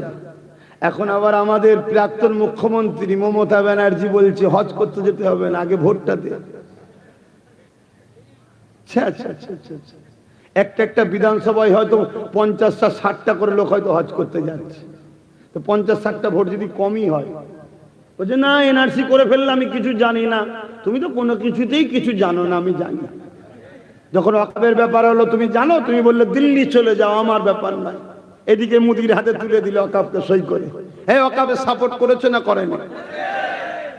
তারপরে যখন নকুল শর্মার বিরুদ্ধে আমরা আন্দোলন করলাম যে আমার নবীর বিরুদ্ধে বললি কেন রে, তখন তুমি বললে ট্রেন ধরে দিল্লি চলে যাও, এখানে নয়। আর ভাইপোকে যখনই ধরতে আছে তুমি রাস্তায় বসে পড়ছো, এখানে কেন? তাহলে বুঝতে পারছো আমাদের ভোটলে জিতবে আমার মসজিদ মাস, আমার দিনের উপরে আঘাত দেবে বিজেপি, আর ইনি শুধু আমাদেরকে ট্যাকেল করবে। হ্যাঁ, ওর বিরুদ্ধে বলা যাবে না। তাহলে এরা মিলেমিশে আছে না? না। আর আমি ভাবতাম অভিষেক ব্যানার্জি হয়তো একটু তবুও জন ছেলে, একটু বোঝে সোজে, দিদির মতো ভুলভাল হয়তো বকে না। ও বাবা, রিসেন্ট দেখছি ওরও ফিউজ উড়ে গেছে, ভুলভাল বকছে। একটা যেন কিছু বলছে না, ওই বলবো আচ্ছা একটুখানি কদলটা বলি, তার বলছি। আবার ভাবছেন না তো হুজুর এসব কথা বলছেন কেন? আরে তোরা রাজনীতির নেতা যদি আমার ধর্মের বিরোধী করিস, তা ধর্মগুরুরা তোদের বিরোধী করবে না? তোরা তোদের কাজ কর, আমরা আমাদের কাজ করব। তুই ইফতার পার্টিতে চলে যাচ্ছিস, ঘন্টা দিয়ে রেড রোডে নামাজ পড়তে চলে যাচ্ছিস, তারপরে কি বলে ওয়াকফকে মিটাতে চাইছিস, কবরস্থান মিটাতে চাইছিস, আবার এখন বলছিস হজ করতে যেতে হবে না, আগে ভোট দাও। আরে এসব কি বলছিস? তুই যখন আমার ধর্মে মাথা গলাচ্ছিস, তা আমরা মৌলী সাহেব কোনো কি ঘাস খাচ্ছি নাকি? হ্যাঁ, তা আমাদের তো মাথা গলাতে হবে। এবার যখনই মাথা গলাচ্ছি তখন তুই বলছিস ধর্মে জলসা হিসাব বলবে কেন? আরে আমার বলার জায়গাতে এইটাই। তা আমি তো এখানে আমার বাপ ভাই মা বোনেদেরকে বলবো, যারা হজ করতে নিষেধ করে তাদেরকে খবরদার ভোট দেবে না। এ বলা অন্যায় হবে? হ্যাঁ, যারা আমার ওয়াকফকে মিটাতে চায় তাদেরকে ভোট দিয়ে মসজিদের দুশ্মন হয়ে জাহান্নামে যেও না। বুঝাবো না? তখন তুমি বলছো হুজুর কেন বলছে, তা তুই তোর বদমাইশিটা শুধরে, তাহলে হুজুরও বলবে না। আসেন নাচটাকে পড়েলি তারপরে বলছি, আগে বললো তো, আচ্ছা আগে বলে দিনে ভুলে যাবো আবার। হ্যাঁ, তারপরে নাচটা পড়ছি। ওই রিসেন্ট দেখছি এখন অভিষেক বাবু একটা কথা বলছে, কি ও আইএসএফের নেতার নাম কি? নওশাদ সিদ্দিকী। যাক, নাম নিতে হচ্ছে তাহলে আজকাল। যাক, তো যাই হোক, উনি অমিত শাহ পুলিশ নিয়ে ঘুরছে কেন বলছে না? অমিত শাহকে যে পাহারা দেয়, মোদিকে যে পাহারা দেয়, তার পুলিশ নিয়ে ঘুরবে কেন? যদি তুমি চাও মানুষের দাবি তুলবে, তাহলে আগে অমিত শাহ পুলিশ ছেড়ে দাও, আমরা বাংলার পুলিশ তোমাকে প্রয়োজন হয় দেবো, বলছে না? তার মানে কি মুসলমানদের মাথায় ঢুকাতে চাইছে নওশাদ বিজেপির লোক, নওশাদ বিজেপির লোক, আর অভিষেক বাবু হচ্ছে বিজেপির দুশ্মন লোক। ওই জন্য মোদি অভিষেক বাবুকে দাওয়াত করে খাইয়েছে, নওশাদকে নয়। শুনছেন তো নাকি?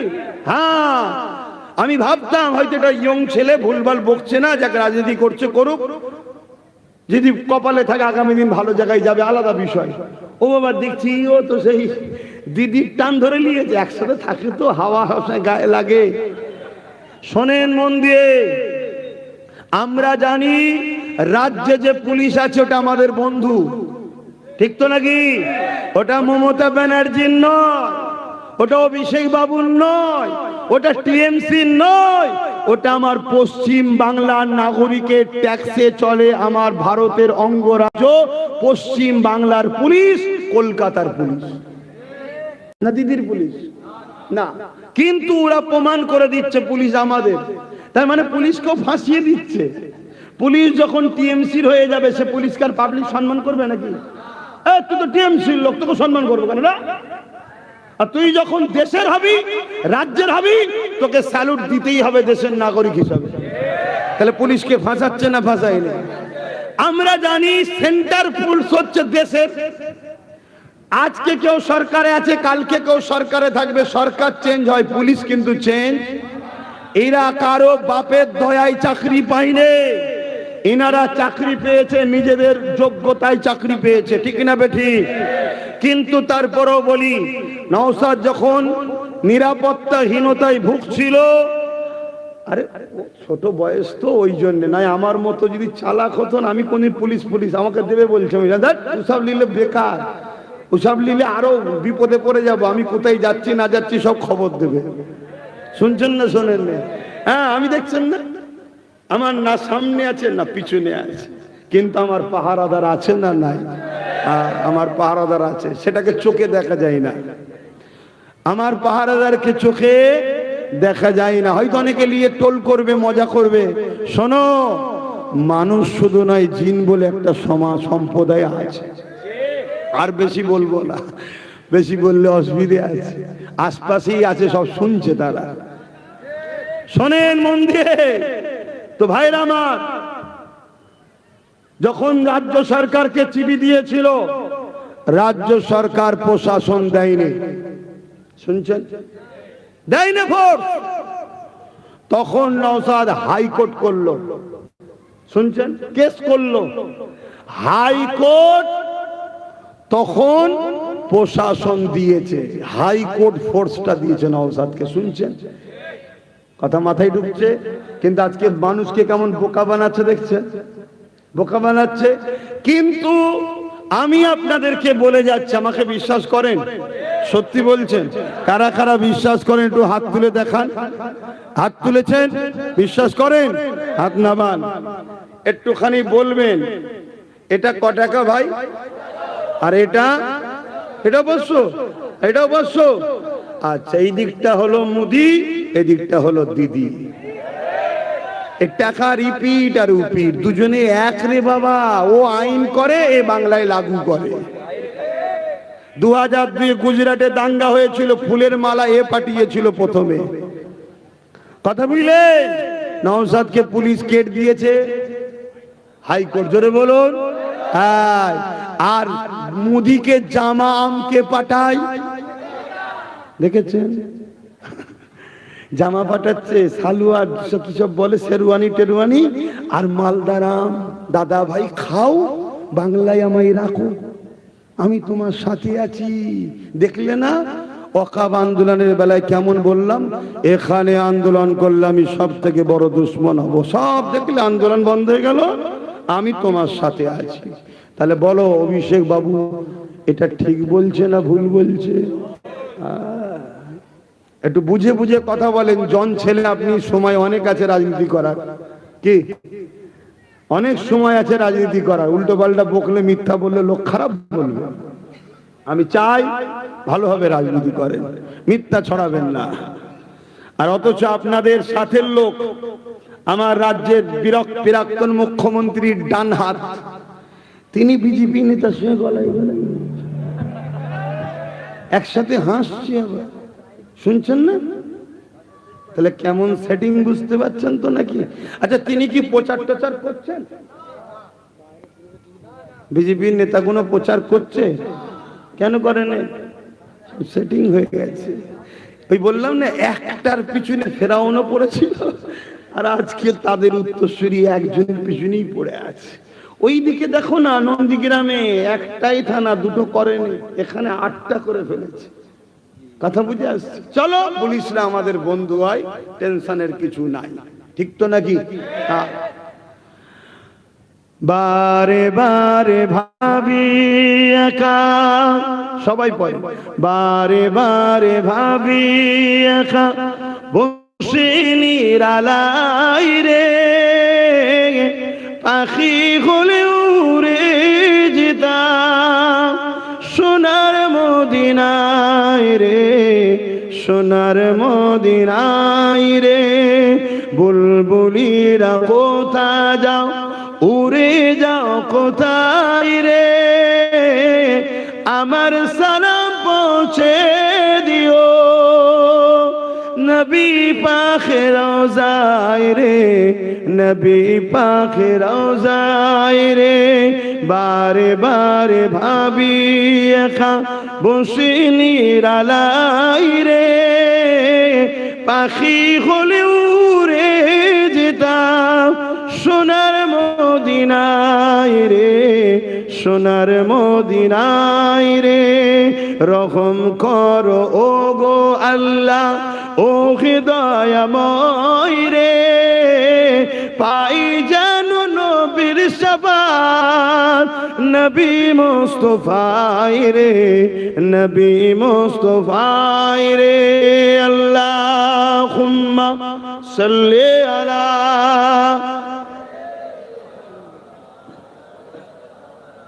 ওয়ালা আলি। ভাইরা আমার, সময় তো বড় কম, এসেছিলাম দু কথা বলছি, বললাম, কেউ কষ্ট নিচ্ছেন না তো? আপনি আমার ভাইয়ের বিরুদ্ধে মিথ্যাচার করবেন, আর সে নবী বংশের আওলাদ, এ মুসলমান যদি তাকে সন্দেহ করে, এদের ইমানের ক্ষতি হবে। কারণ নবী বলেছে, মুনাফিক হলো তারা যারা আমার আহালদের সমালোচনা করে, আর মুমিন হলো তারা যারা আমার আহালদের সমালোচনা করবে না।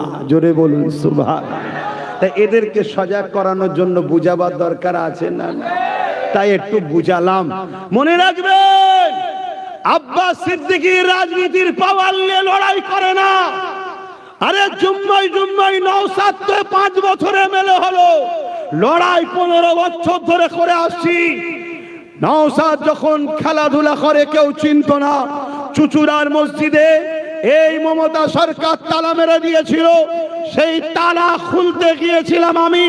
সেই তালা খুলতে গিয়ে পুলিশ দিয়ে আমাকে চমকানো হয়েছিল।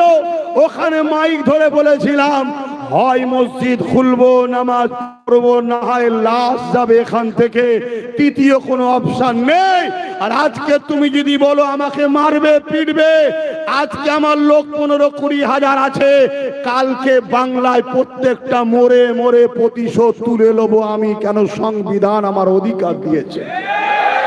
সেই মসজিদ খুলেছি, আলহামদুলিল্লাহ, আল্লাহ খুলিয়েছে।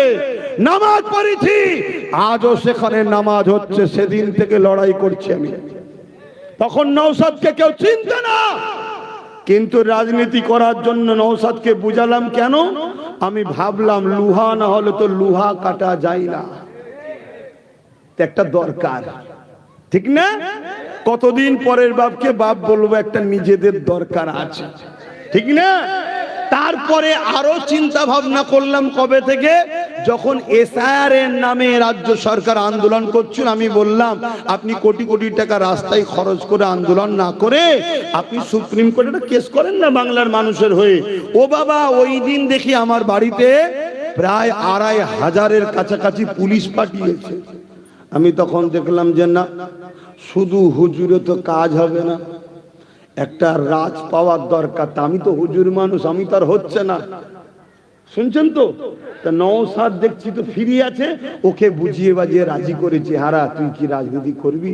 নওশাদ তো শুনি অবাক হয়েছে, রাজনীতি কি কথা, আমার বাড়িতে তো কেউ এরকম করেনি। কিন্তু করা কি ইসলামে হারাম? জোরে বলেন। হ্যাঁ, শোনো, আমি ওকে বুঝালাম, হযরত আবু বকর সিদ্দিক অর্ধেক পৃথিবী চালিয়েছে, ওমর ফারুক অর্ধেক পৃথিবী চালিয়েছে, তারা রাজনীতি করেছে। হয়তো দাদা হুজুর রহমাতুল্লাহ আলাইহি তিনি বাংলার বুকে অন্য একটা মিশন নিয়ে এসেছিলেন, সংস্কার কুফরি শিরক বেদাত ভরে গেছিল। তোর পাশে আমি আছি, তুই রাজি কি বল? কিছুতেই রাজি হয়নি। আমি ওকে বারবার বুঝিয়ে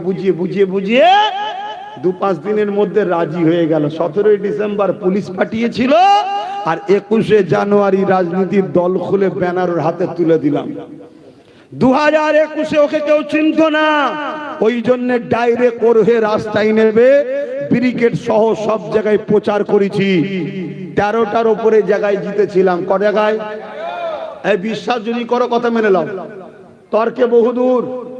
এক এক জায়গায় এক একটা এসপির দায়িত্ব থাকে, এইগুলো সব দিতে হবে। তাদের মধ্যে অনেকে স্বীকার করেছে এইগুলো আপনি জিতেছিলেন, কিছু করার নেই, আমার হাত থেকে ছিল, বার করে দিতে হয়েছে। সব জায়গায় গণনা কেন্দ্র থেকে ফেল, কিন্তু প্রথমবারই নওশাদ গণনা কেন্দ্র থেকেও ছিনিয়ে এনেছে। আজ অনেকে বলছে খেতে যদি নাও পারি খামারে ফলিয়ে নেবো। 5 বছরের নওশাদ আসছে, নওশাদ নেই, ঘাড় ধরে তোর মাথায় হ্যাট করে দেবে। কথা মাথায় ঢুকছে তো? ভাইরা আমার, যে কথা বলছিলাম, এজন্য রাজনীতি করেছি, দল করেছি। আমি রাজনীতি নিয়ে পড়া করি না, শুনছেন তো নাকি? আমি আল্লাহর পাওয়ার নিয়ে লড়েছি, আজও লড়ছি, আগামী কালও লড়বো। এখান থেকে দাঁড়িয়ে বসে আপনাদেরকে জিজ্ঞাসা করছি, একটু উত্তর দেবেন। আপনারা ফেরাউনের পক্ষে না মুসার পক্ষে? আপনারা নমরুদের পক্ষে না ইব্রাহিমের পক্ষে? আপনারা এজিদের পক্ষে না হোসাইন পাকের পক্ষে? আপনারা ব্রিটিশের পক্ষে না সিদ্দিক আকবরের পক্ষে? আপনারা হতভাগা আকবরের পক্ষে না মুজাদ্দিদ আলপে সানির পক্ষে? মুজাদ্দিদ আলপে সানির পক্ষে আমরা, তাই তো নাকি?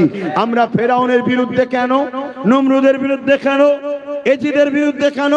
ফেরাউন, নমরুদ, এজিদ এরা স্বৈরাচারী শাসক ছিল, জালিম খুনি ছিল, ইসলাম বিদ্বেষী ছিল। এখান থেকে ফেরাউনের বিরুদ্ধে আওয়াজ হয় না? নমরুদের বিরুদ্ধে আওয়াজ হয় না? আওয়াজ দিন হয় না? এজিদের বিরুদ্ধে আওয়াজ হয় না? তাহলে নবিয়ানা মেম্বার থেকে যদি অত্যাচারী শাসক নমরুদের বিরুদ্ধে বলা যায়, ফেরাউনের বিরুদ্ধে বলা যায়, যারা সমাজ বিরোধী ছিল,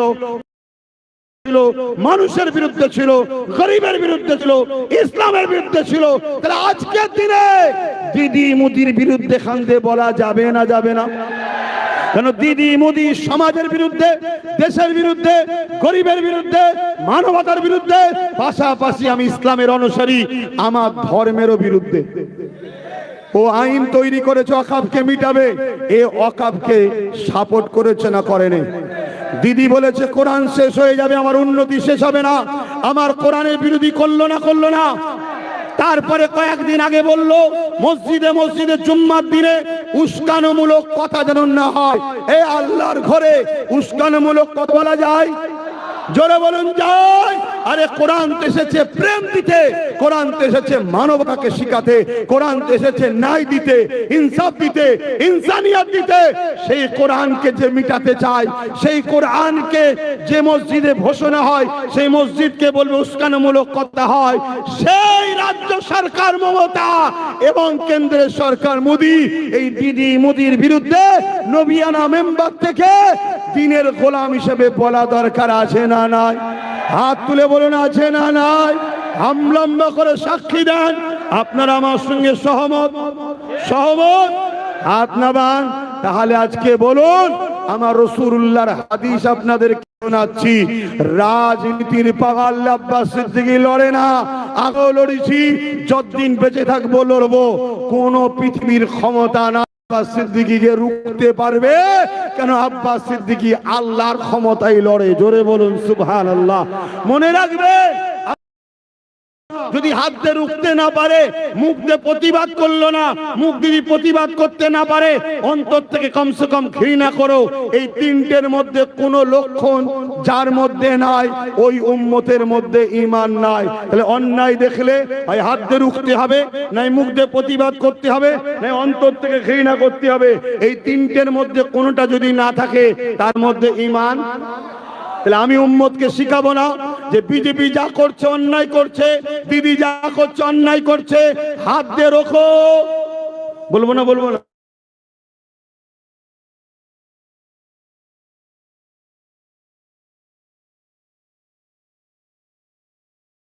বিরুদ্ধে টিপলেই তো হলো। কি এটা শিখাবো না? আর তা না করে আমার কম 500 টাকায় ওদের,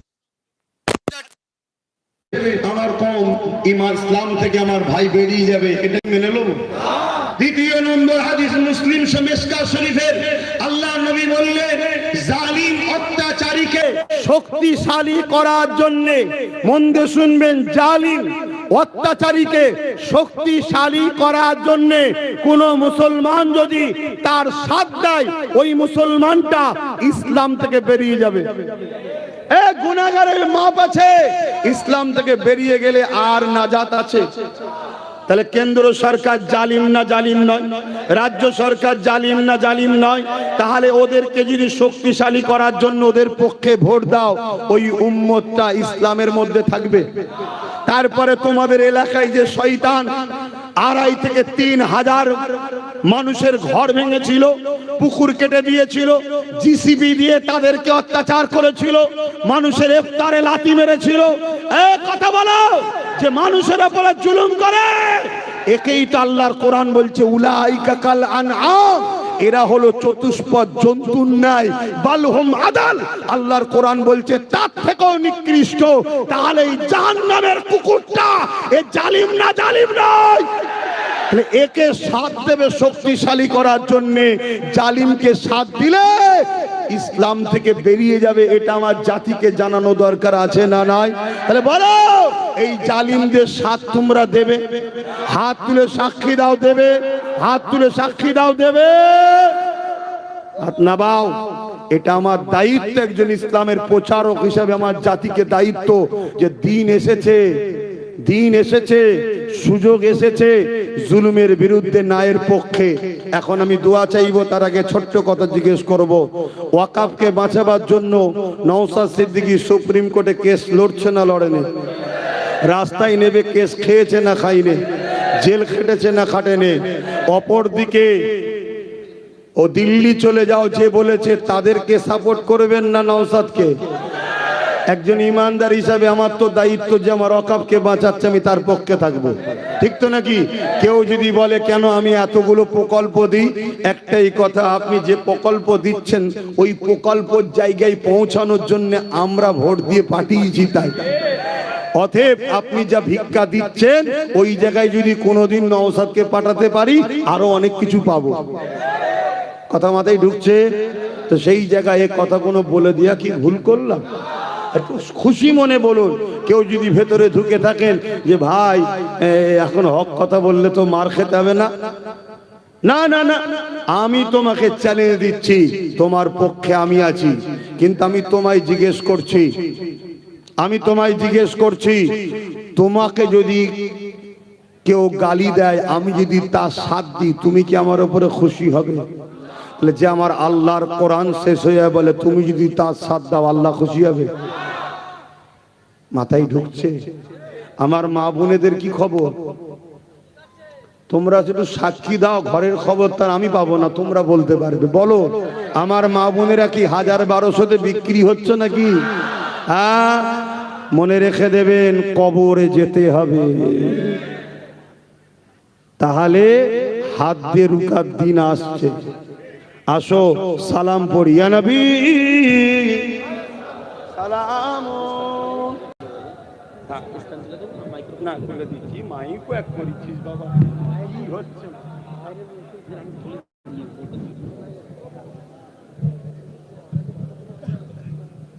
নামাজ হবে বাপ? না না, 8:15 বললো তো। 8:15 নামাজ বাপ। নামাজটাও তো আমাদের দরকার নাকি? না বাদ দেবে?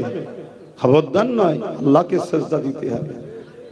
তাহলে আল বদরু আলাইনা মিন শানিয়াতিল ওয়াদাই ওয়াজাবা শুকরু আলাইনা মা দাগা লিল্লাহি দাই। ইয়া নবী সালাম, ইয়া রাসূল সালাম, ইয়া হাবিব সালাম, সালাবাতুল্লাহ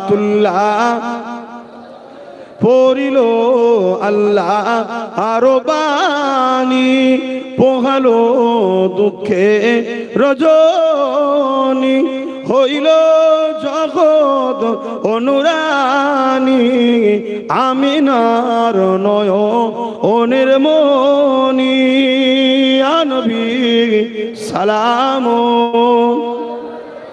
ইয়া রাসূল সালাম ইয়া হাবিব সালাম সালাবাতুল্লাহ। সকলে তাড়াতাড়ি বসেন, এখনই দোয়া করবো ছোট করে। বালাগাল উলা বিকামালিহি কাসাবাত দুজা বিজামালিহি হাসানাত জামিউ সালিহি সাল্লু আলাইহি ওয়া আলিহি আল্লাহুম্মা সফিয়ান। আমার কথাতে ভাষাতে ব্যবহারে কেউ কষ্ট পেলেন? আমার মসজিদের কেউ দুশ্মনী করবে, আমি তার সাথে বন্ধুত্ব করব? এরপরও কেউ যদি রাগ করেন, আমি জিজ্ঞেস করছি আপনি রাগ করলেন কেন? উত্তর তো এটাই হবে, আপনি দিদি মুদির বিরুদ্ধে বলেন তাই রাগ করছি, তাই তো নাকি? তাহলে আপনি যদি দিদি মুদির বিরুদ্ধে আমি বলার জন্য আপনি আমার উপর রাগ করেন, তা আপনার দিদি মুদি আমার ইসলামের উপরে যখন আঘাত দিচ্ছে, তাহলে আমার রাগ হওয়া দরকার আছে না? না। তা আপনি আপনার ভালোবাসাকে নিয়ে জাহান্নামে যান, আমি আমার কোরআন মসজিদ মাদ্রাসা নিয়ে জান্নাতে যাব। কথা মাথায় ক্লিয়ার? মুসলমান আর মুমিন মুসলমান আর মুনাফিক মুসলমান দুটো এক নয়, মনে থাকবে। তাহলে সেই জায়গায় আমি যদি বলি খবরদার দিদি মুদিকে ভোট দেবেন না, এটা বলা কি ভুল হবে? কেন? ওরা ইসলামের দুশ্মন, গরিবের দুশ্মন, মানুষের দুশ্মন, দেশের দুশ্মন। কথা বুঝে আসছে? হ্যাঁ। আপনারা জানেন কি জানি না, এই মাইকগুলো বন্ধ করে দাও।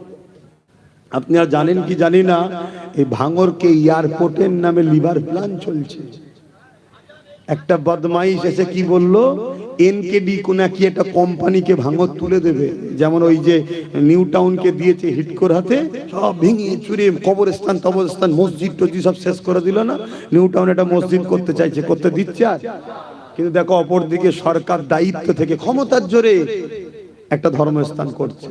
ঠিক আছে, তোমার ভালো লেগেছে তুমি করছো, তোমার আমাদের ট্যাক্সের পয়সা উচিত নয়, তারপরেও চলো ঝগড়া করবো না।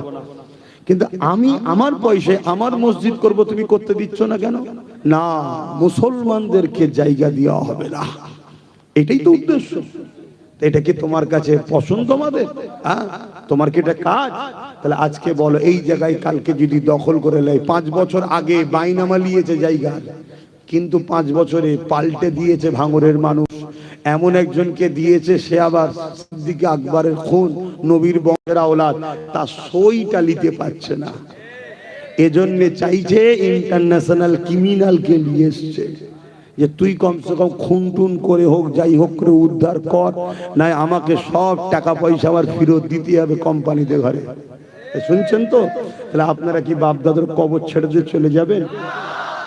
1 লাখ কোটি টাকা দিয়ে হবে, ছাড়বেন না?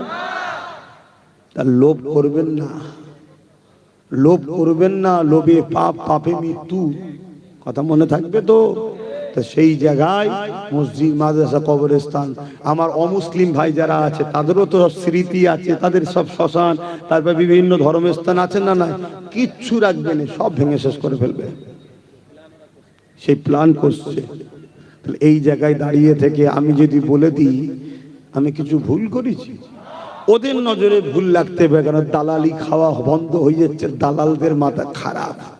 কিছু দালাল পীরজাদা বেরোই ভোট হলে, কিছু দালাল মুফতি মৌলানা বেরোই ভোট এলে, কিছু দালাল ইমাম বেরোই ভোট হলে। এখন সব বাইট দিচ্ছে, কি দিচ্ছে? বিজেপি কে রুখতে গেলে দিদিকে দরকার। এই বাংলায় 2011 আগে বিজেপি ছিল, তাহলে আনলো কে? সে তো নিজে স্বীকার করছে, আনন্দবাজার পত্রিকায় বলেছে বিজেপিকে ফন্ডে এনে লড়বো, তার মানে বিরোধী হিসেবে বিজেপি থাকবে।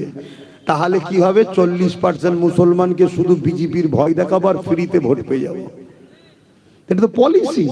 কিন্তু যে সাপ পুষেছিল মমতা বিজেপিকে, ওই ময়াল সাপ এখন মমতাকেই খাচ্ছে। কথা বুঝছেন না? বোঝেন না? হ্যাঁ, খেয়ে ফেলেছে।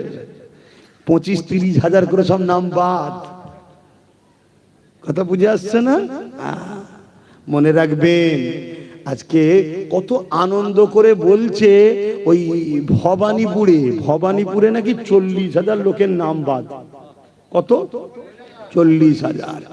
আর বাদ দিয়েছে যখন, তখন বলছে আমার বয়ে গেছে, 40,000 লোক মরবে, আমার বয়ে গেছে। বুঝছেন না? তাহলে আর এখন লাস্টে বলছে আমাকে নিয়ে আসো, আমি সব নাম তুলে দেবো। আরে তুমি থাকাকালীন ডিলিট হয়ে গেল, রুখতে পারলে না, আবার তুলবে কি করে? তুলতে যদি পারে, যে ভাঙরের মানুষকে বাঁচিয়ে তুলেছে সেই পারবে। কথা বুঝে আসছে? কেন? যত বড়ই নেতা হোক, সবার উপরে আব্বা হলো সুপ্রিম কোর্ট। সবার উপরের আব্বাকে সেখানে গিয়ে নওশাদ ঠুকে দিয়েছে। এর উপরে রাগ কেন বুঝছেন না? কিছু হলে ঠুকে দেয়, কেস, কিছু হলে কেস। আর কেস মানে কি? আজ নয় কাল, কাল নয় পরশু, পরশু নয় তরশু, ওর ফাইসাল্লা কিন্তু হবেই। আর বাকি সব জায়গাতে কি হবে? লোক ভুলে যাবে বা চুক্তিতে কিছু হয়ে যাবে। কেস কখনো, তুমি কি ভাবছো তোমাদের এই জাহান্নামের কুকুরটা পার পেয়ে যাবে? একে কেমন ধরে দেখো না। অলরেডি ওই যে কয়েকজন ফেটে মরে গেল না, ওই গাড়ির ড্রাইভার সব বেরিয়ে গেছে। ওই অ্যাম্বুলেন্সের ড্রাইভার কে ফোন করেছিল, যে ফোন করেছিল তাকে কে ফোন করেছিল, ওদের হাতে বহুত, আমার দেশের এনআইএ, আমার দেশের যারা অফিসার আছে, এই পুলিশ যারা আছে, বিরাট বড় বড় অফিসার, সব পারে, চাপের মধ্যে রেখে দিয়েছে। কিন্তু পাল্লা যেই উল্টাবে তখন তার চাপ দিতে পারবে না, সব এসে ধরবে। চল চল। তাই বলবো ভাই, বাপ মা পরিবার বাচ্চাদের নিয়ে হাসি খুশিতে থাকেন, জুলুম করবেন না। আর আপনার উপরে জুলুম হলে ছেড়ে দেবেন না, কারণ ইসলামে জুলুমের বিরুদ্ধে লড়াই করা হলো ফরজ। কথা বুঝে আছে? আল্লাহর হুকুম। তাহলে আমরা যে কাজে আছি, লড়ছি, আমরা মরলে শহীদ, বাঁচলে গাজী, আমাদের লস নেই। আসেন, আল্লাহুম্মা আমিন। আয় আল্লাহ, গুণো के लिए, भाई गुनों के लिए, माँ गुनों के लिए, যা কিছু বলালেন বললাম, বলা করার মধ্যে ভুল ভ্রান্তি মাফ করে দিন। আল্লাহ রহমত করতে মেহরবানি করে কিছু সব দেন, আমার নূর নবীদের সবখানা পৌঁছে দিন। হুজুর আব্বা জান, আম্মা জান, পরিবার, সাহাবা সাহাবিয়া, চার পিরানে